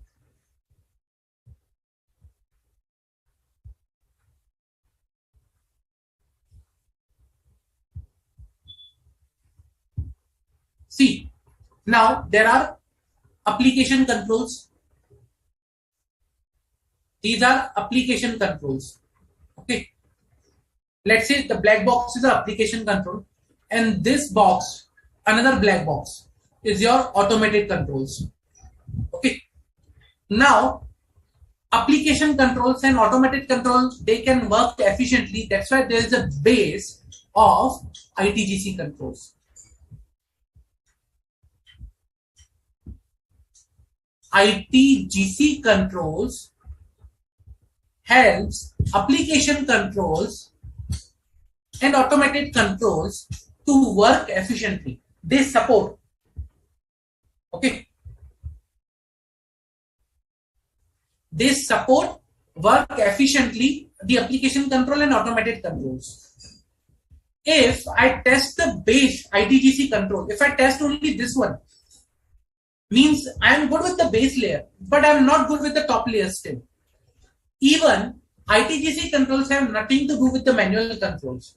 So any which ways I need to test application controls, automated controls separately, plus manual controls separately. Then only I can say that okay, control environments are working appropriately.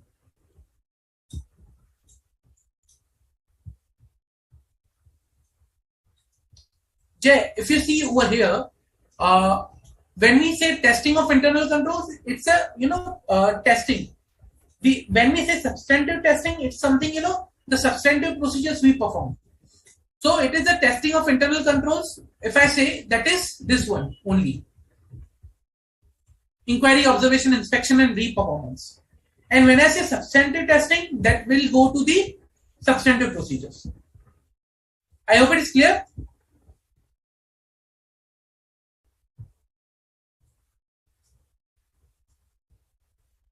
So here the testing is used, only testing or control testing.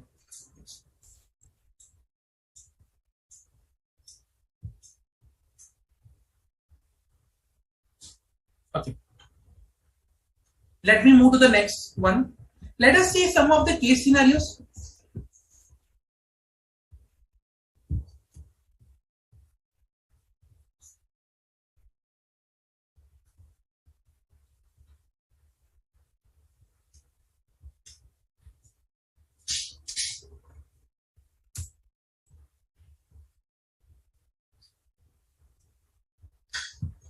This is a good one on the tax audit.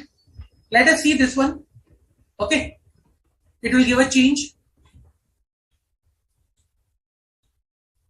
M&N Associates Chartered Accountants are newly appointed as the statutory auditor and tax auditor for FY 2021 of Gentleman Distillery Limited. CAM, partner of M&N Associates, is the head of statutory and tax audit department. CAM assigned the above assignment of both statutory and tax audit to the team comprises of the following team members: CA Mukul, Rahul, Lalit, and Prashant. That is there. Okay. Now, following issues were reported by Rahul to CA Mukul regarding the statutory audit. Recently, the company, with effect from 1/1/2021, has changed their terms with major suppliers from credit period 60 to cash on delivery basis for all purchases, mainly on the instances by supplier as the company could not pay as per the credit terms recently. Okay. Now, you need to provide all these terms, all these issues are there. You need to provide, you need to discuss. Okay. We will be discussing on the questions that how we can report these facts appropriately. Okay. Second, the confirmation request was sent to 18 daters to confirm year-end balances on 31st March 2021. The requests were designed in the form of positive confirmation. However, responses were received from only 2 daters. Grandfather of Mr. M was holding 50,000 shares of face value of ₹10 per share till 1/9/2020 in the company from past 3 years. Okay. Grandfather of Mr. M. That is the partner. Mr. M assigned the above team member. Mr. M is a partner of M&N Associates. So he was holding the shares till 1/9/2020 in the company from past 3 years. The trade payables consist of outstanding dues of various creditors as follows: micro enterprise 60, medium enterprise 40, small enterprise 45, and others 50. Further, creditors outstanding for more than 6 months as on balance sheet date were 40 crores out of above. Mr. Lalit, while doing the tax audit of another client, Ginasam and Limited, seeks help of his senior Rahul on the following issues. During FY 2021, the company purchased a plot of land at Switzerland having stamp duty value of this much at the consideration of this 31 lakhs, consideration of 30 lakhs. The plot has been purchased from Mr. K, who is not a related party of this company. The company has paid a state excise duty. Due date was 5th of next month on alcohol for the month of August 5 lakhs, September 3 lakh, October 4, March 2 lakh on 5/6/2021. The same is not disputed. The excise duty has been debited to the profit and loss account. Based on the above fact, you are required to provide advise the tax auditor how purchase of the plot shall be dealt in the tax audit report in the form 3CD. So, purchase of the plot, this one. How will you report in the tax audit report?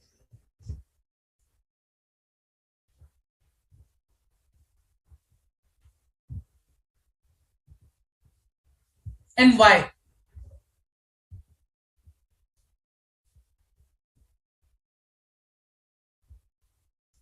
See, purchase was stamp duty value of 31 lakh, purchase at the consideration of 30 lakh.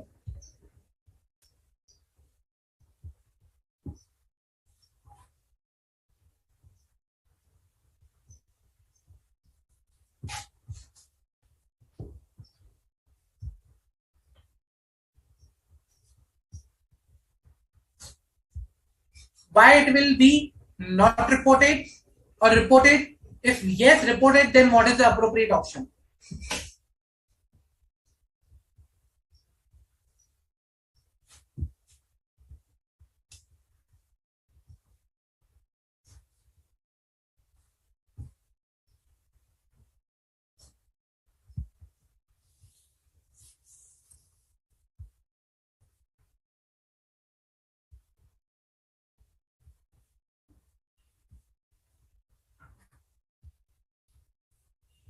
Come on, guys. What is the correct option over here?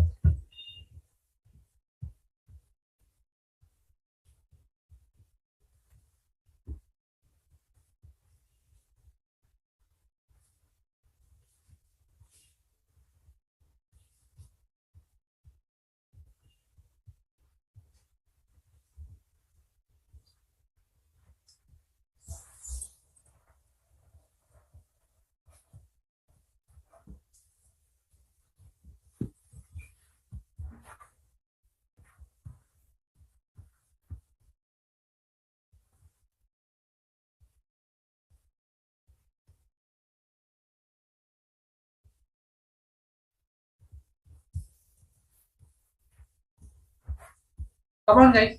Pretty easy. We already seen this one.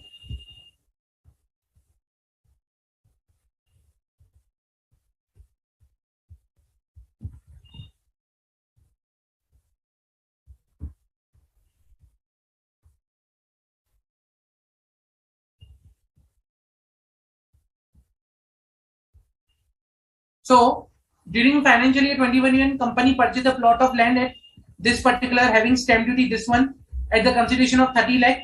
The plot has been purchased from K, who is not a related party. Okay.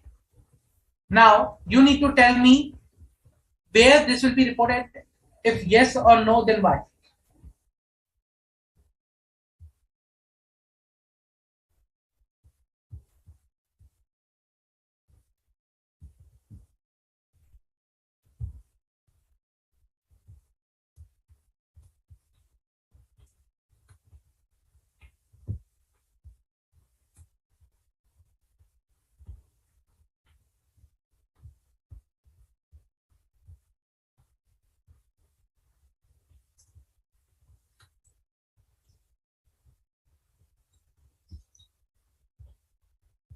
See, okay, I'll give you one option. Okay, I'll give you one. You tell me under which clause it should not go and why. What is the reason why it is not going under clause 29? Why it is not going under clause 29? Let's discuss that one by one. Then I think that will be more helpful to understand. Okay.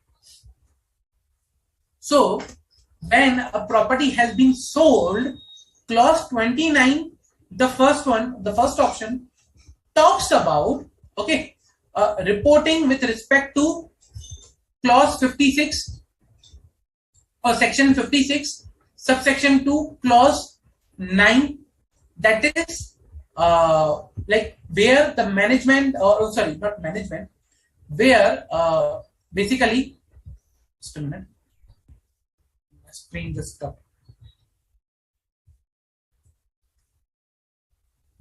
Sorry, yeah. Okay.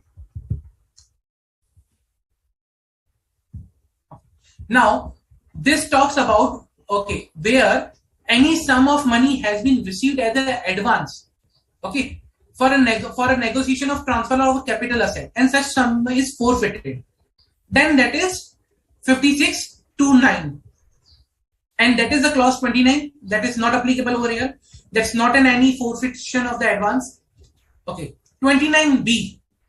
Now 29b, what 29b talks about? 29b says that reporting as per clause 10 of subsection 2 of section 56 of Income Tax Act. Now subsection clause 10 talks about where any person in previous receives in any previous year from a person on or after 1st April 2017 any money without consideration, any immovable property, okay, without consideration, the stamp duty of which exceeds 50,000, okay, for a consideration, the stamp duty of such property exceeds such consideration by 50,000, or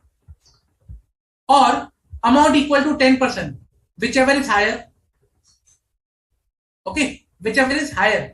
Now there are other conditions to this particular clause also, that I need to consider the 10% or 50,000 over here. Okay. And in this case, in this particular case, what is the scene is, if you see, now what is the difference between both of them? There is a difference of 1 lakh rupees. Okay.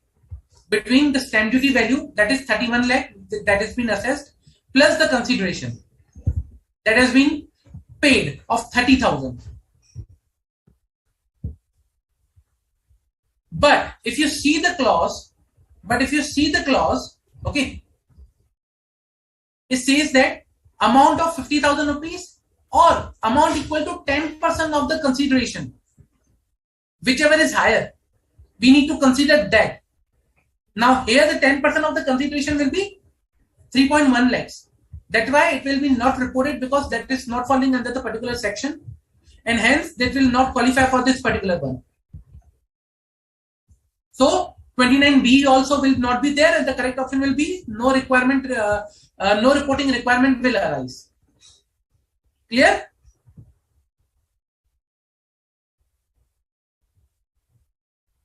Any doubt? Okay.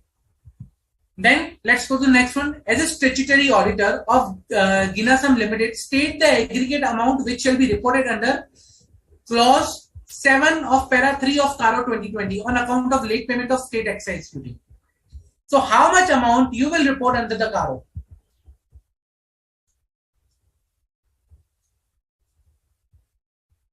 Varied topics. Now we have come to the CARO.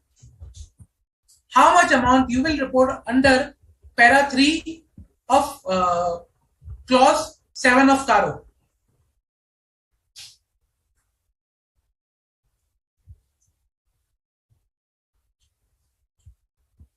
What clause? That clause says that. Okay. Para 3 clause 7. What it says that? What you are required to report in that clause? Come on, guys. What you are required to report in that particular clause?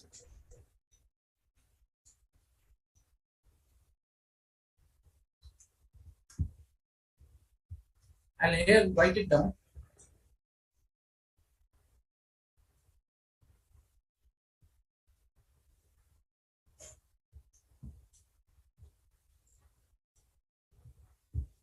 What that particular para says? Para 3 clause 7. If you remember the lecture of CARO, you will be able to answer. So, para 3 clause 7 talks about statutory dues, outstanding dues for more than 6 months.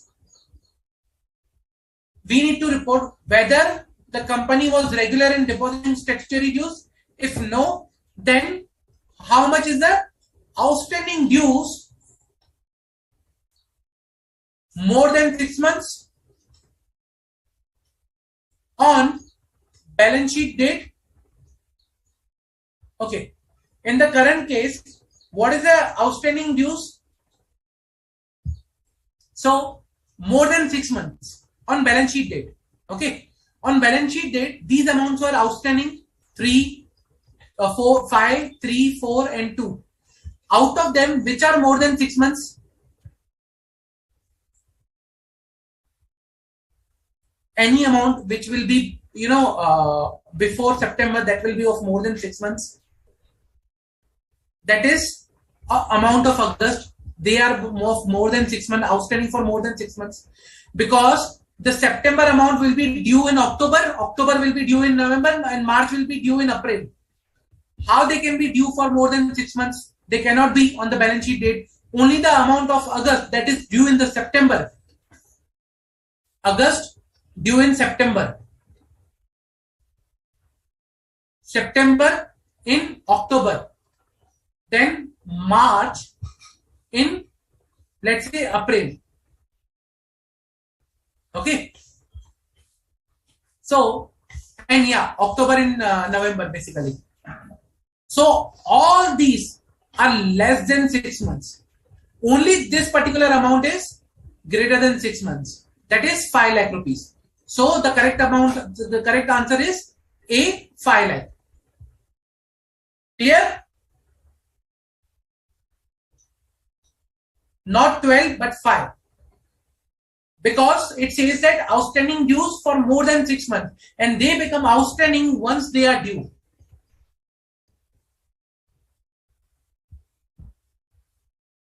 Okay, let us see next. What amount of dues of trade payables shall be separately disclosed in the balance sheet as per Division 1 of Schedule 3?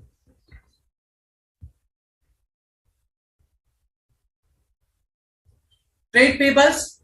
Now, what was the trade payables? Let us go back to the trade payable. Trade payable consists of dues of various creditors. Micro 60, medium 40, small 45. Further creditors outstanding for more than 6 months, 40 crores out of above. Schedule 3 requirement, Division 1. with respect to trade payables that should be disclosed separately. What do you disclose separately with respect to trade payables?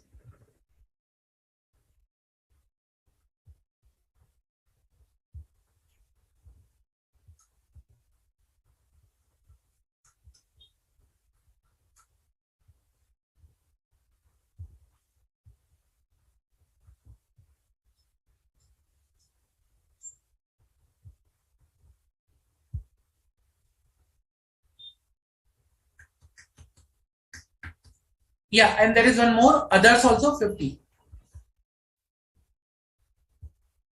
So what do you disclose separately?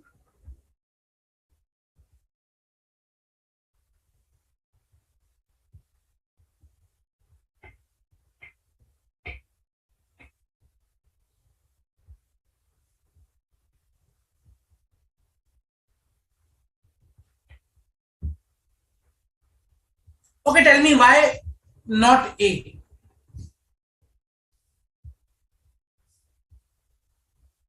Why not A option? Why not A? What is the correct option and why A is not the correct option? Why I am not required to disclose this particular amount, 40 crore more than 6 months?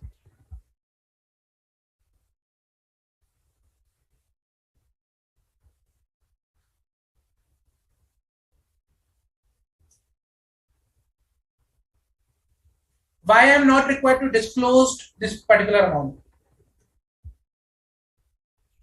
So Jay, you are saying that it's required to be disclosed?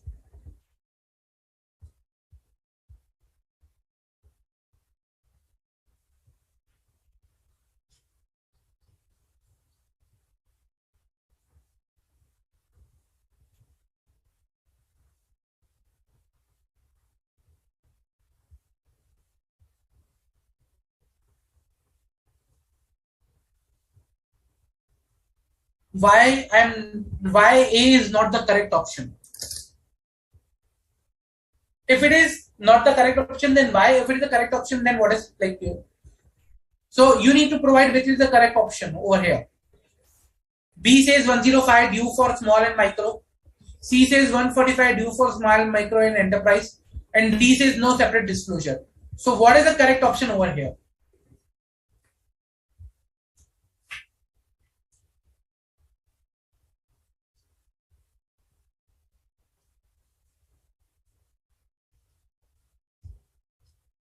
Himanshi, that is incorrect. Now the thing is, we forget to focus on a small detail over here. When we read the question in exam, it happens that in the hurriness or in just solving the answer, solving the question, we forgot to small detail. Shall be disclosed separately in the balance sheet. What the thing I'm required to disclose separately in balance sheet, not schedules.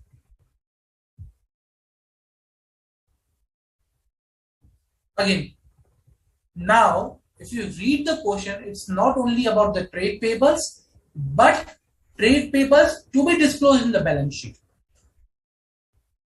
not schedules. Now you tell me what could be the correct answer. Why A is not the correct answer? Now it's pretty simple. Why A is not the correct option?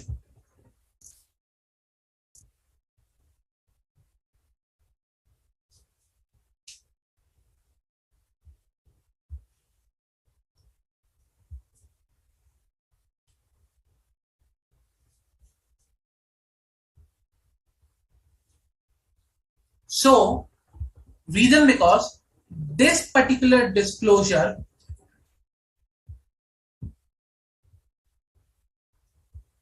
is in schedules,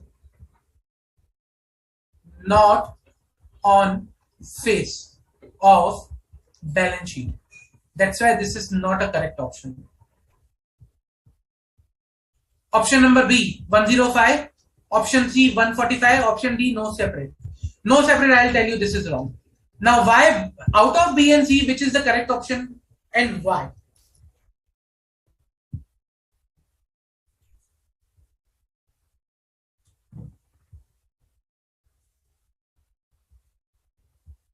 Out of B and C, which is the correct option and why?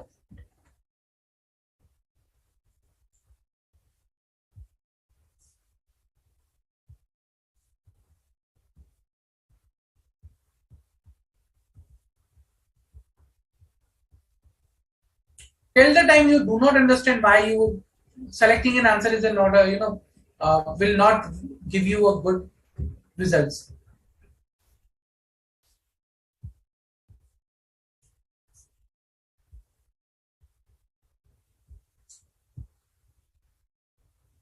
Okay. On face of balance sheet, we disclose on face of balance sheet. If you see schedule 3 also, on face of balance sheet, what we disclose? We disclose that amount total trade payables, total outstanding dues of micro enterprise and small enterprise, and trade payables, total outstanding dues to creditors other than MSME. MSME and other than MSME, there are two bifurcations. So here, what is the MSME amount?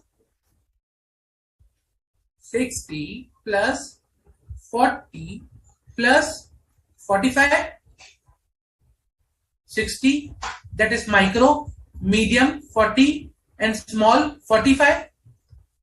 This is the one, okay? And our others 50.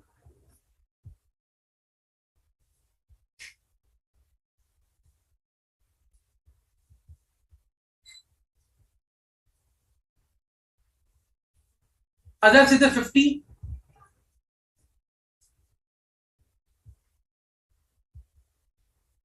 So if you see that particular balance sheet, it says that due of micro, people in hurry may go for 145 is the correct option.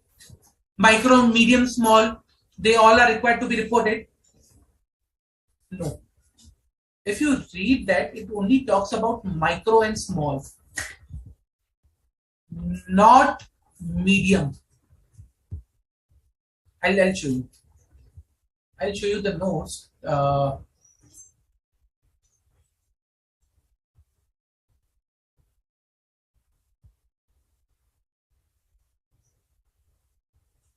Okay. Remember, this is a division 1. Here in division 1, it talks about only micro enterprise, small enterprise. It is not talking about medium. Although we write MSME, micro, small and medium, but it is actually not medium. It is only SME. That is only SME, small and micro enterprises. Small and micro enterprises, not medium. Hence, in our case, okay, in our case, the micro and and small will be considered. That is 60 and 45. That is 105, not 145. So the correct option will be 105 because I am not required to consider medium. Usually people in hurry consider medium also, but clarity is necessary that why we are not considering medium. Absolutely correct, Jay. Medium is not covered on the face of balance sheet. Okay. Now, next question. Based on the above data, advise the tax auditor how the reporting under clause 26 shall be done in the tax audit report in form 3CD regarding the state of excise duty. Regarding state excise duty, what should be the appropriate reporting?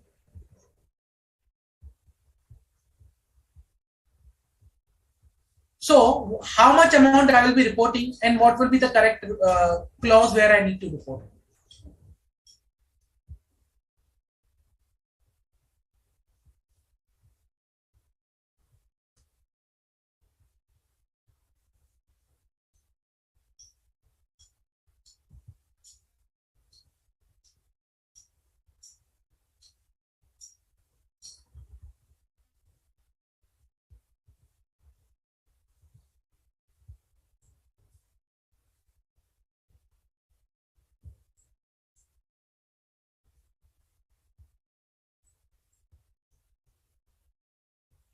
What could be the appropriate reporting over here with respect to the amount of excise duty?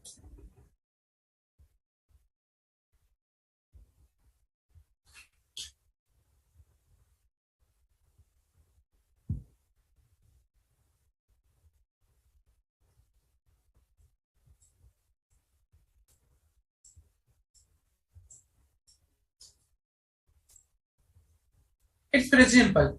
If you refer the clauses 26A, okay, 26A talks about pre-existed on the first day of the previous year, and 26B talks about was incurred in the previous year. Okay, 26AA talks about that is pre-existed, paid during the previous year, and B talks about not paid during the previous year. 26B talks about 26BA talks about paid before on or before due date. B talks about not paid before or on due date. So what could be the correct option over here?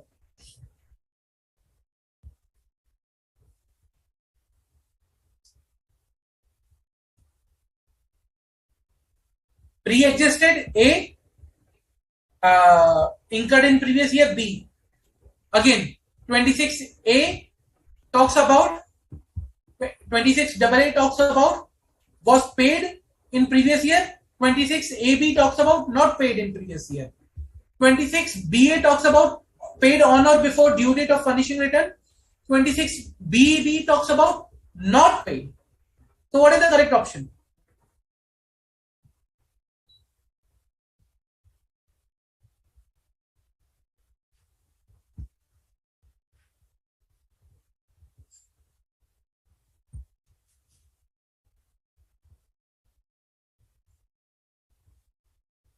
This liability of a state excise duty was incurred.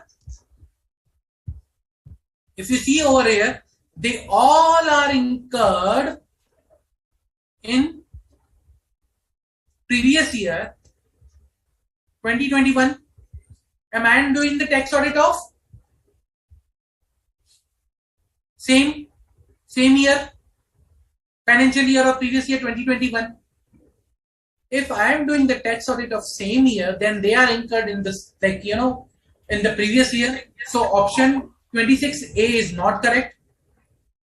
B, that is paid on or before the due date of furnishing return or not paid. Actually, it is paid, which is the question says that it is paid on 5/6/2021, and hence 26BA is the correct option. Clear? Any doubt?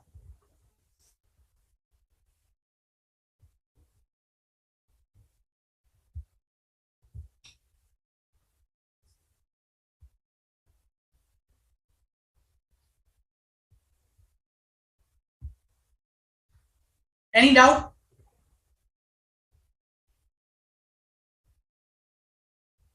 Let us go, if no doubts, let us go to the next integrated case scenario. Very good one, I'll say. Next one. PQR Limited, one of the leading companies in the cement manufacturing industry, right from its incorporation, it has been a subsidiary of GDP Limited. Okay, PQR is a subsidiary of GDP Limited.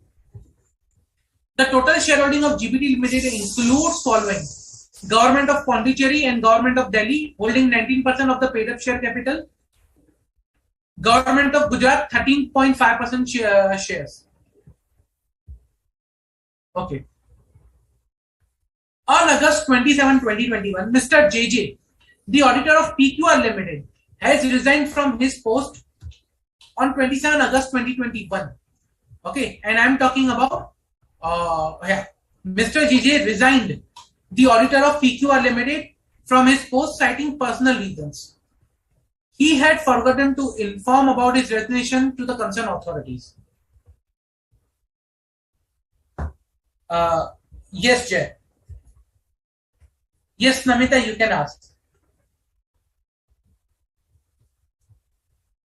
So the question was, are we required to remember sub clauses for exam? Answer is yes. We are required to report sub clauses from for exam. And even after over of the class, you can send doubt to the ICA mail ID for your doubts. Yeah. Okay. Let us go back to the question. On 27 August 2021, Mr. DJ, the auditor of PQR Limited, resigned, and he forgot to inform the concerned authorities. The casual vacancy was created by the outgoing auditor, was filled up by the appointment of FDI and company. Charter accountants as a statutory auditor for PQR Limited. However, few shareholders of the company raised certain objections, which was later settled without any problems. As a part of the terms and conditions of appointment as auditor, FDI company agreed to do following. Charge 5% of the paid up capital plus 1% of the net profit of the company as a fee. However, Mr. JJ agreed to charge only 45,000. Select and recruit personnel, conduct training program on behalf of PQR Limited. The company was having annual turnover of 510 crore and hence it was liable to tax audit under section 44 AB of Income Tax Act. During the current financial year 2021, PQR Limited has changed its method of accounting compared to the previous financial year and reported a closing stock of raw material amounting to 2 lakhs only as on 31st March 2022. Also, the company had borrowed a sum of rupee 10 crore equally from 2 public sector banks and 2 non-financial banking companies.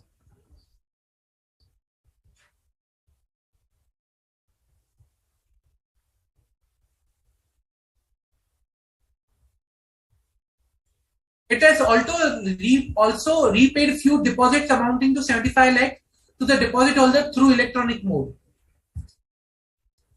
As far as FDI and company charter accountants are concerned, Mr. F, who is one of the partner of the firm, note Mr. F does not sign the financials of PQR Limited.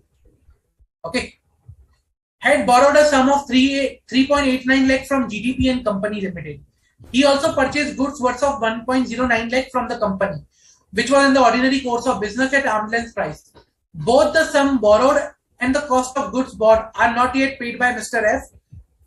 Okay. Another partner of the firm, Mr. I, who is responsible for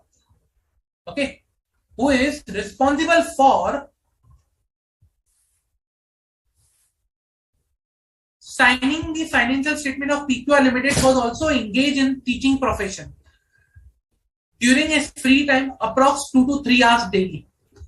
Upon hearing about the efficient service provided by the FDI company chartered accountants, they were also approached by XYZ Cooperative Society to act as their statutory auditor for the upcoming financial years. The firm agreed to offer and had the following option in mind with respect to the fees to be charged from them. To charge the fees as a percentage of net profit, to charge fee of rupee 101. Based on the above facts, answer the following. To whom should have Mr. JJ informed about his resignation? What could be the possible consequences of the non-compliances? He should have informed about the registrar and the PQR Limited. As the consequences of failure, he is liable to pay penalty not exceeding 2 lakhs. He should have informed the registrar alone. As the consequences of his failure, he is liable for the penalty less than 50,000. He should have informed the registrar and FDI company. As consequences of his failure, he is liable to a fine of 500 per day. He should have informed the registrar and controller audit general. As consequences of his failure, he is liable to fine of 45,000. What is the correct option over here?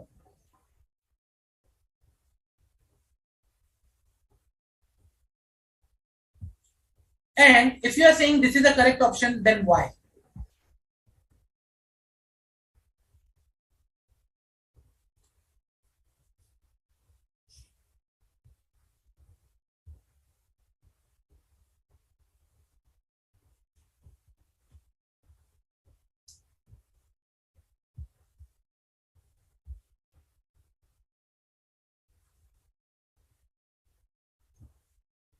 If like you are saying the correct option, whatever correct option it is, then why that option?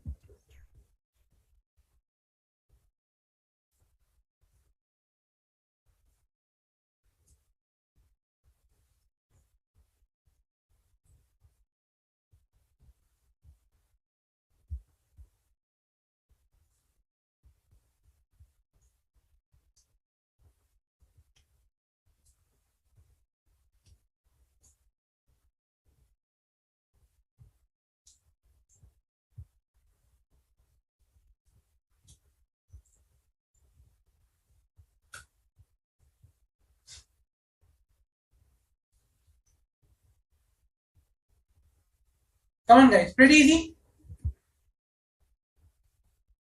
Okay, so the question says that let's first focus on the first point. Mr. JJ, on 27 August 2021, Mr. JJ, auditor of PQR Limited, had resigned from his post citing personal reasons. He forgot to inform about his registration to the concerned authorities. Okay, now PQR Limited is a subsidiary of GDP Limited. Total shareholding of GDP includes Government of Pondicherry, Government of Delhi, each holding 19% of paid up share capital. Gujarat government share 13.5%. So now Mr. JJ forgot to inform about his resignation. Now what consequences he should face and why?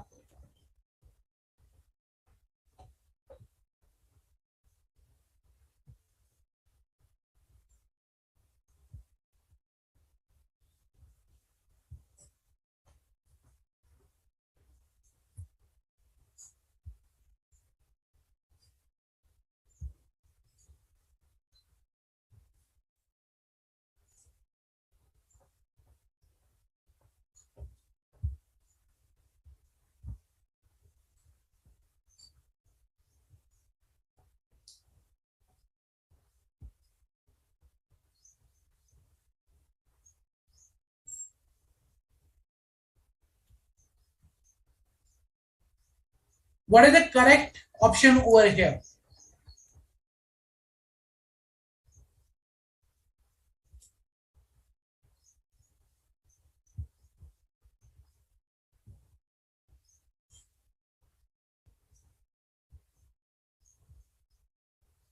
And why that option? Why that amount? See, JJ and one more thing. However, Mr. JJ agreed to charge only 45,000 as the audit fee. So this is also important for this particular question.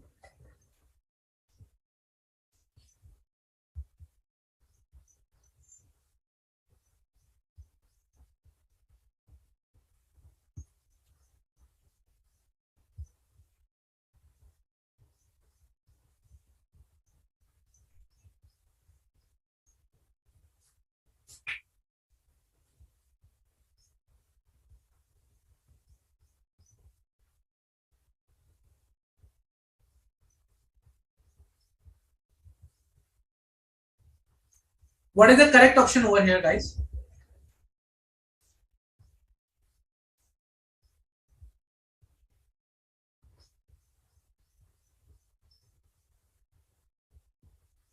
Correct, absolutely correct, Jay, absolutely correct, Namita. Because this is a government company, he needs to inform to Registrar and Controller and Audit General. As a consequence, he is liable to pay fine equivalent to the fees. And that's why the correct option will be D. Okay, not A, B, C. A only informed to Registrar and PQR. C and AG important, not correct. He should have informed registrar alone. CAG important, not correct. He should have informed registrar and FDI. CNAG again important, not correct. That's why D is the correct option. Okay, let us go to the next one. With respect to the acts carried out, Mr. F, the partner of the audit firm, what can you inform about the appointment of FDI and company of PQR Limited? So options are, since it is valid since the indebtedness is with prescribed limits, it is not valid since the indebtedness exceeds the prescribed limit, it is valid since F is not the signing the financials of PQR Limited, it is valid since the indebtedness is not with PQR Limited. What is the correct option? So let me give you the facts. The facts is that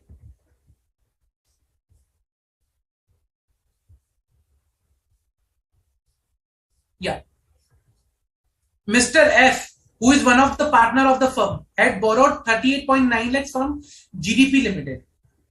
He also purchased goods of 1.9 lakhs from the company, which was in ordinary course of business. Both the sum borrowed, cost of goods sold are yet not paid by Mr. F. So, what is the correct option? And why?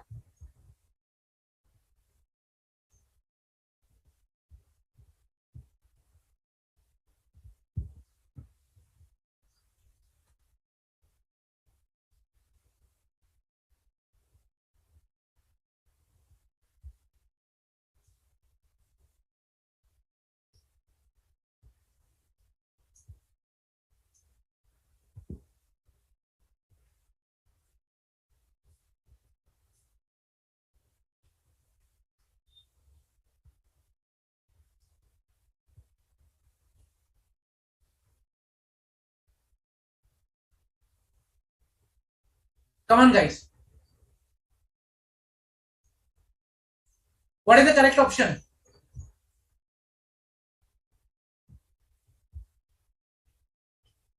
It is valid, it is not valid, it is valid since he is not a signing partner, it is valid since why it is it is valid since it is not with PQR Limited. What is the correct option?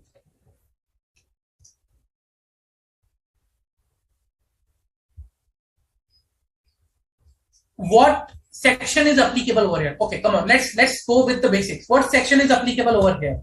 What are we referring over here? Which section? We are referring section 141 subsection 3. Okay, I'll tell you, section 141 subsection 3. This section we are referring over here.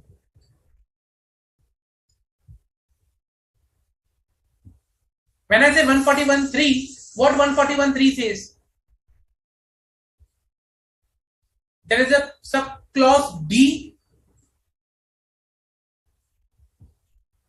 to 141 subsection 3, clause B, subclause 2.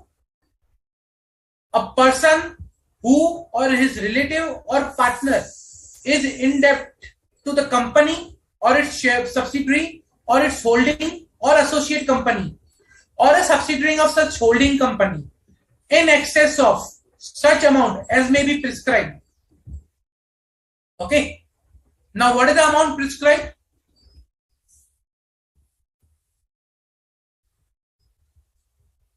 What is the amount prescribed and where it is prescribed?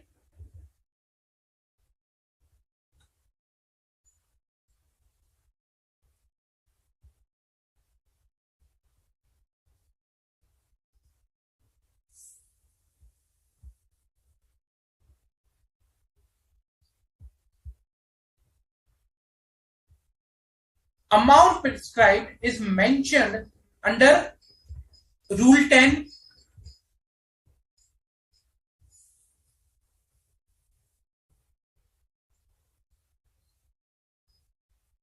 Rule 10, subrule 2, which says that for the purpose of subclause 2 of clause D of subsection 3 of section 141, a person or whose relative or partner is in debt to the company or its subsidiary or its holding or associate or subsidiary of such holding in excess of 5 lakh shall not be eligible for appointment. So the rule says that 5 lakh rupees. Now the question comes whether this 1.9 will be part of this indebtedness. Now for this 1.9, okay, 1.09, when you refer to the particular section, it says that is in debt to the company. Okay, now this is not indebtedness to the company. This is a transaction in ordinary course of business at the arm's length price. He has not taken the loan. Or whether I can say company has not converted this as a loan. When I talk about indebtedness, it is related to a loan basically, or loan or borrowing that I have taken. So I have taken 3.89 lakh rupees from its basically my holding company. Okay, and it is valid since the indebtedness is within the prescribed limit of 5 lakhs. That's why my appointment is valid. 1 lakh rupees is not the correct one. Mr. F is not the signing partner. That's why it's valid. Is also not correct. Indebtedness is not with PQR. That also is not correct because holding are covered. So the correct answer is A. Clear?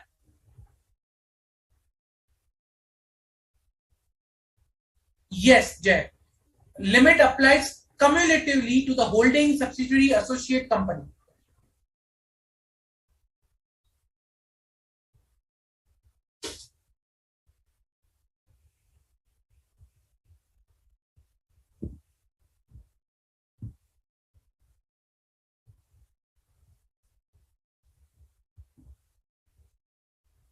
Okay. Let us go to the next question. Which among the below permitted as per the Chartered Accountants Act? What is permitted? Charge fee 5% of the paid up capital plus 1% of the net profit. Select and recruit personnel, conduct training programs on behalf of PQR Limited. Mr. I, one of the partner who is responsible to sign financials of PQR, was into teaching profession during his free time, approximate 2 to 3 hours daily. What is permitted?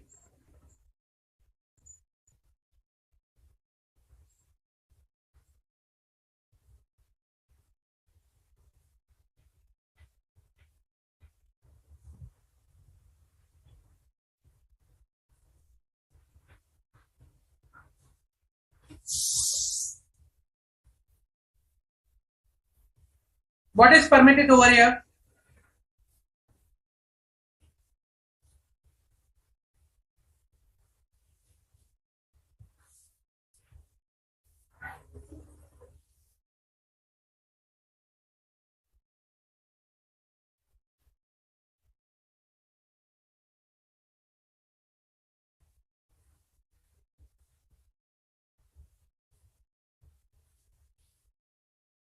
So, with respect to the permission, okay,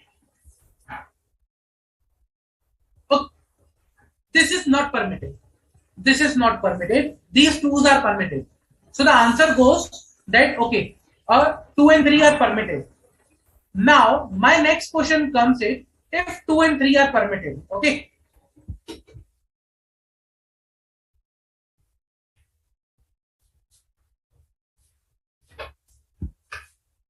If 2 and 3 are permitted, then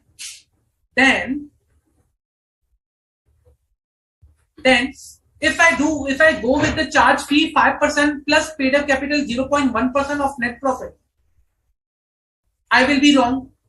Which clause of professional ethics will be attractive? Like I will be guilty for the professional misconduct under which clause?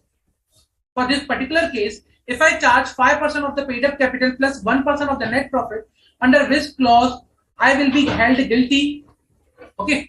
So which is the clause I should refer in that case?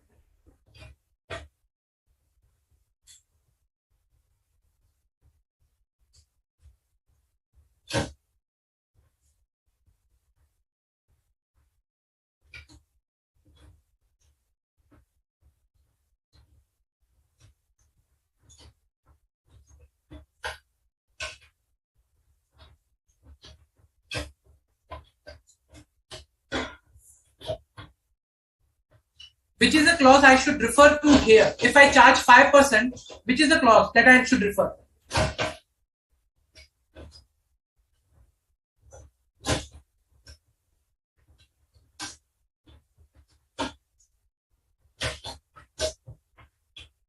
If you are not able to understand, if there is any confusion, guys, do let me know. I'm here to resolve. But as of now, I told you the answer for this question. But my next question is, if I charge 5% of paid up capital plus 0.1% of the net profit, where I will be held guilty?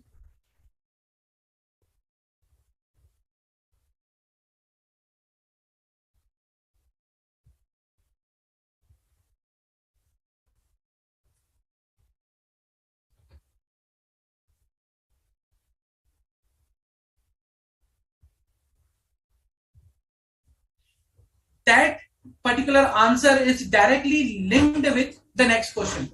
Absolutely correct, Jay. So, clause 10, part clause 10 will be applicable.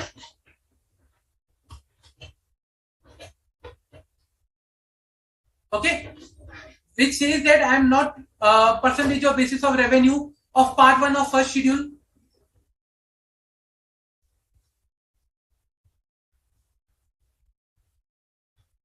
Okay, which says that I am not supposed to charge percentage of basis of revenue. Now, next question.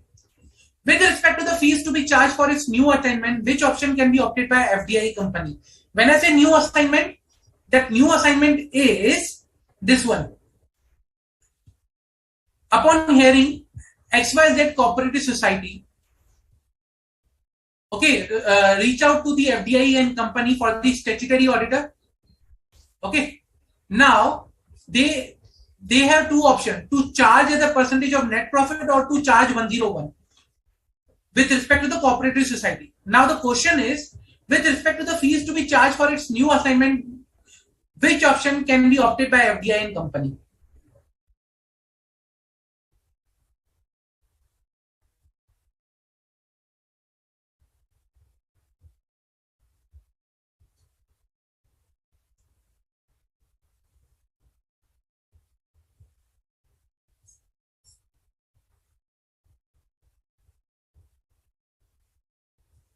Which option can be considered by FDI and company?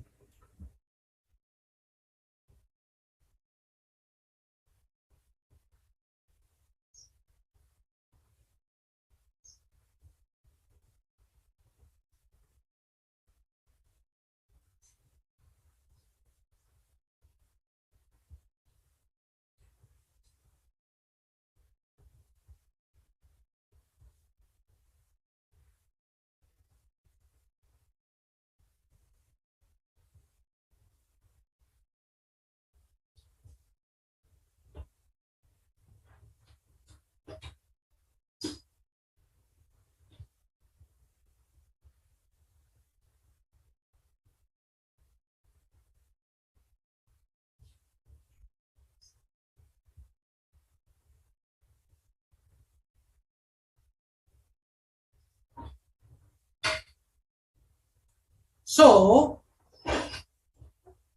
what particular regulation or particular clause I am referring over here and under which it is allowed?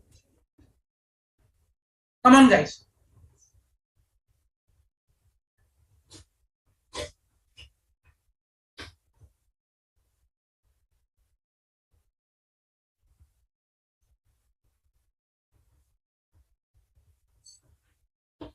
Very important. We have already discussed this particular thing, and I think it's pretty easy also. If you remember the previous lecture, you will come to know that what we have discussed here.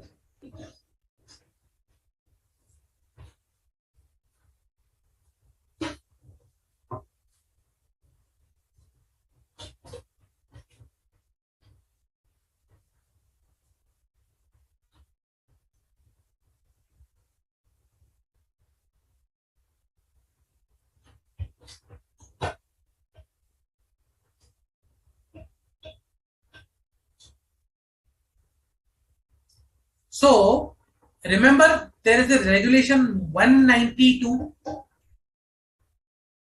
There is a regulation 192 That is, we discussed at the time of clause 10 itself, that if a chartered accountant in practice charges or offer to charges or accepts or offer to accept professional fees of engagement based on percentage finding of based on percentage of profit, or based on contingent upon finding, or based on result of such employment, then he will be held guilty of professional misconduct, except where it is permissible by Regulation 192.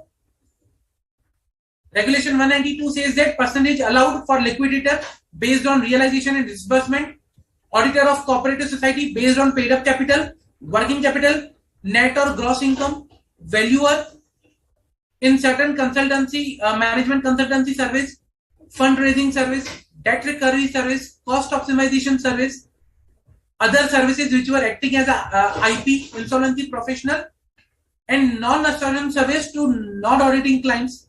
In that case, this is perfectly fine. So he can charge percentage of net profits. He can charge 101, that's a fixed fee. Both are allowed.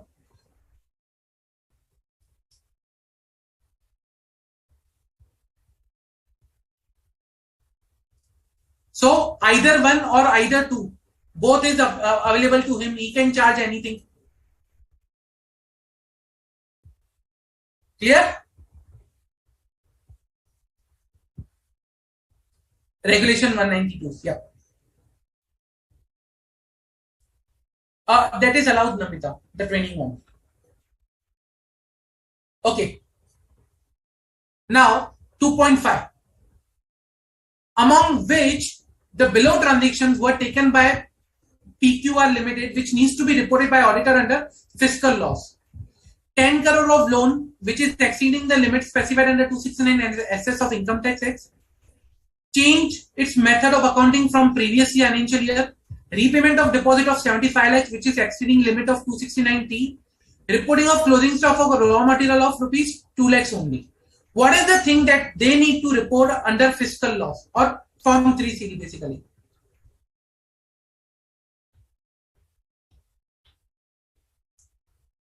So what they need to report under fiscal laws?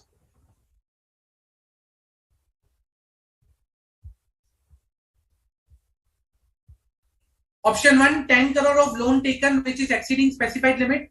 Now let me go back to the facts and provide you.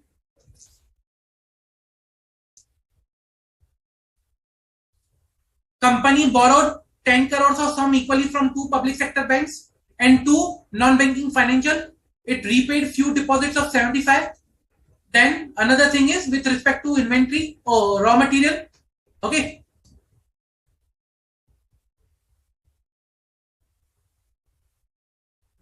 Raw material one over here.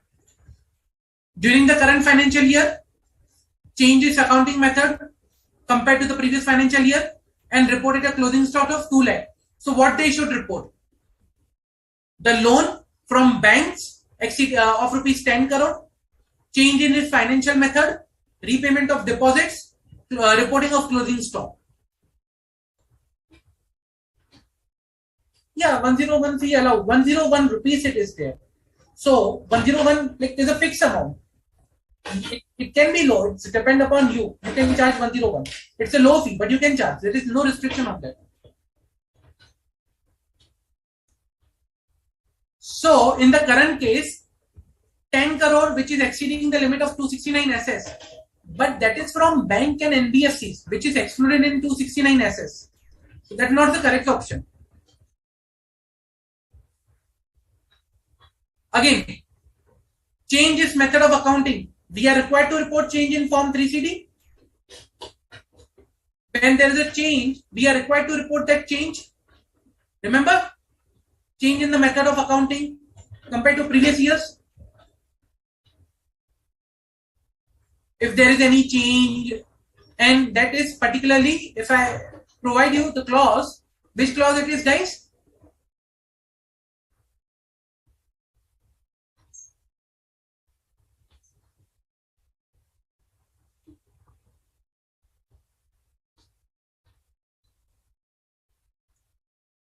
Which clause? Change of method of accounting.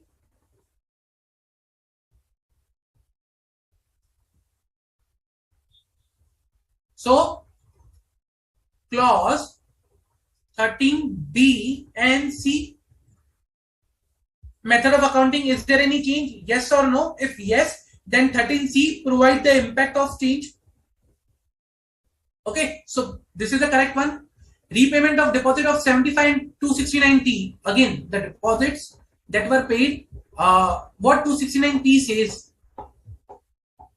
For 269T not talked about the deposit through electronic mode. That is the electronic mode to deposit holder. 269T does not specify the electronic mode, and hence it will not be reported over there. Remember something from that?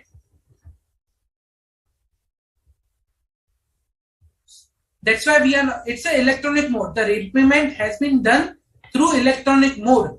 Whereas the clause which reports to the 269.3, that is 31E, says that repayment of 20,000 or more other than account pay check.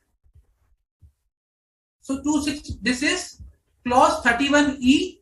If it is more than 20,000 other than account pay check or electronic mode, hence it will not be applicable because that is electronic mode. And the fourth one is the reporting of closing stock of raw material.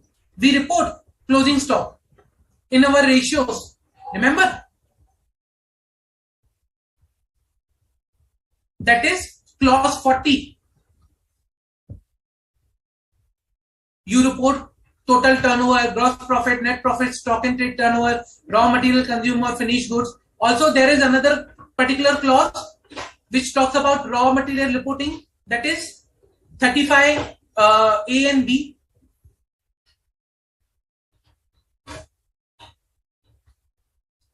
Where you report the quantitative details of raw material and finished goods. So that is the correct one. Hence the answer will be 2 and 4, not the rest. Clear?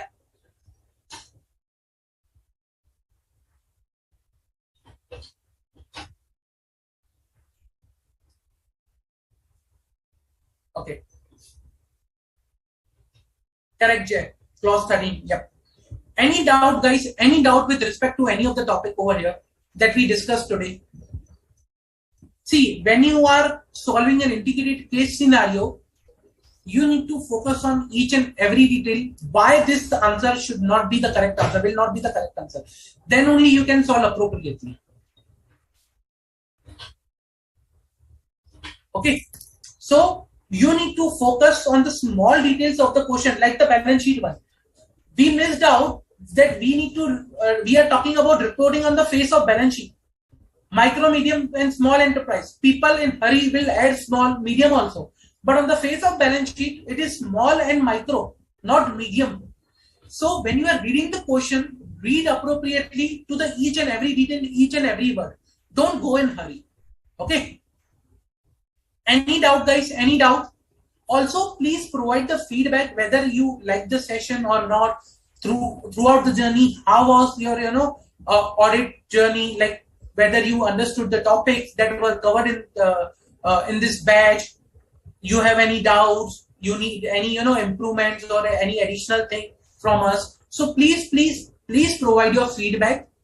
That is very important to us. Okay, guys, read whatever we are discussing over here.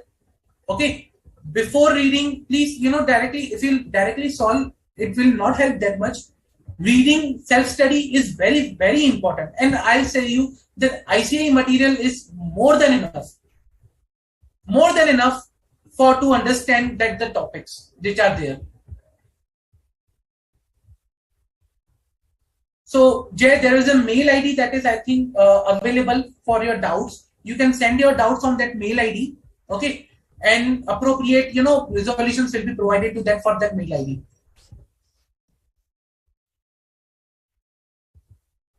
So guys, study hard, practice well. Okay, all the best for your preparations and exam. Do reach out to the ICAI on the mail ID if you have any doubts. We are there to resolve your doubts. Okay, we will be helping you out with your doubts. Okay, and please provide the feedback so that we can improve and we can provide what you want.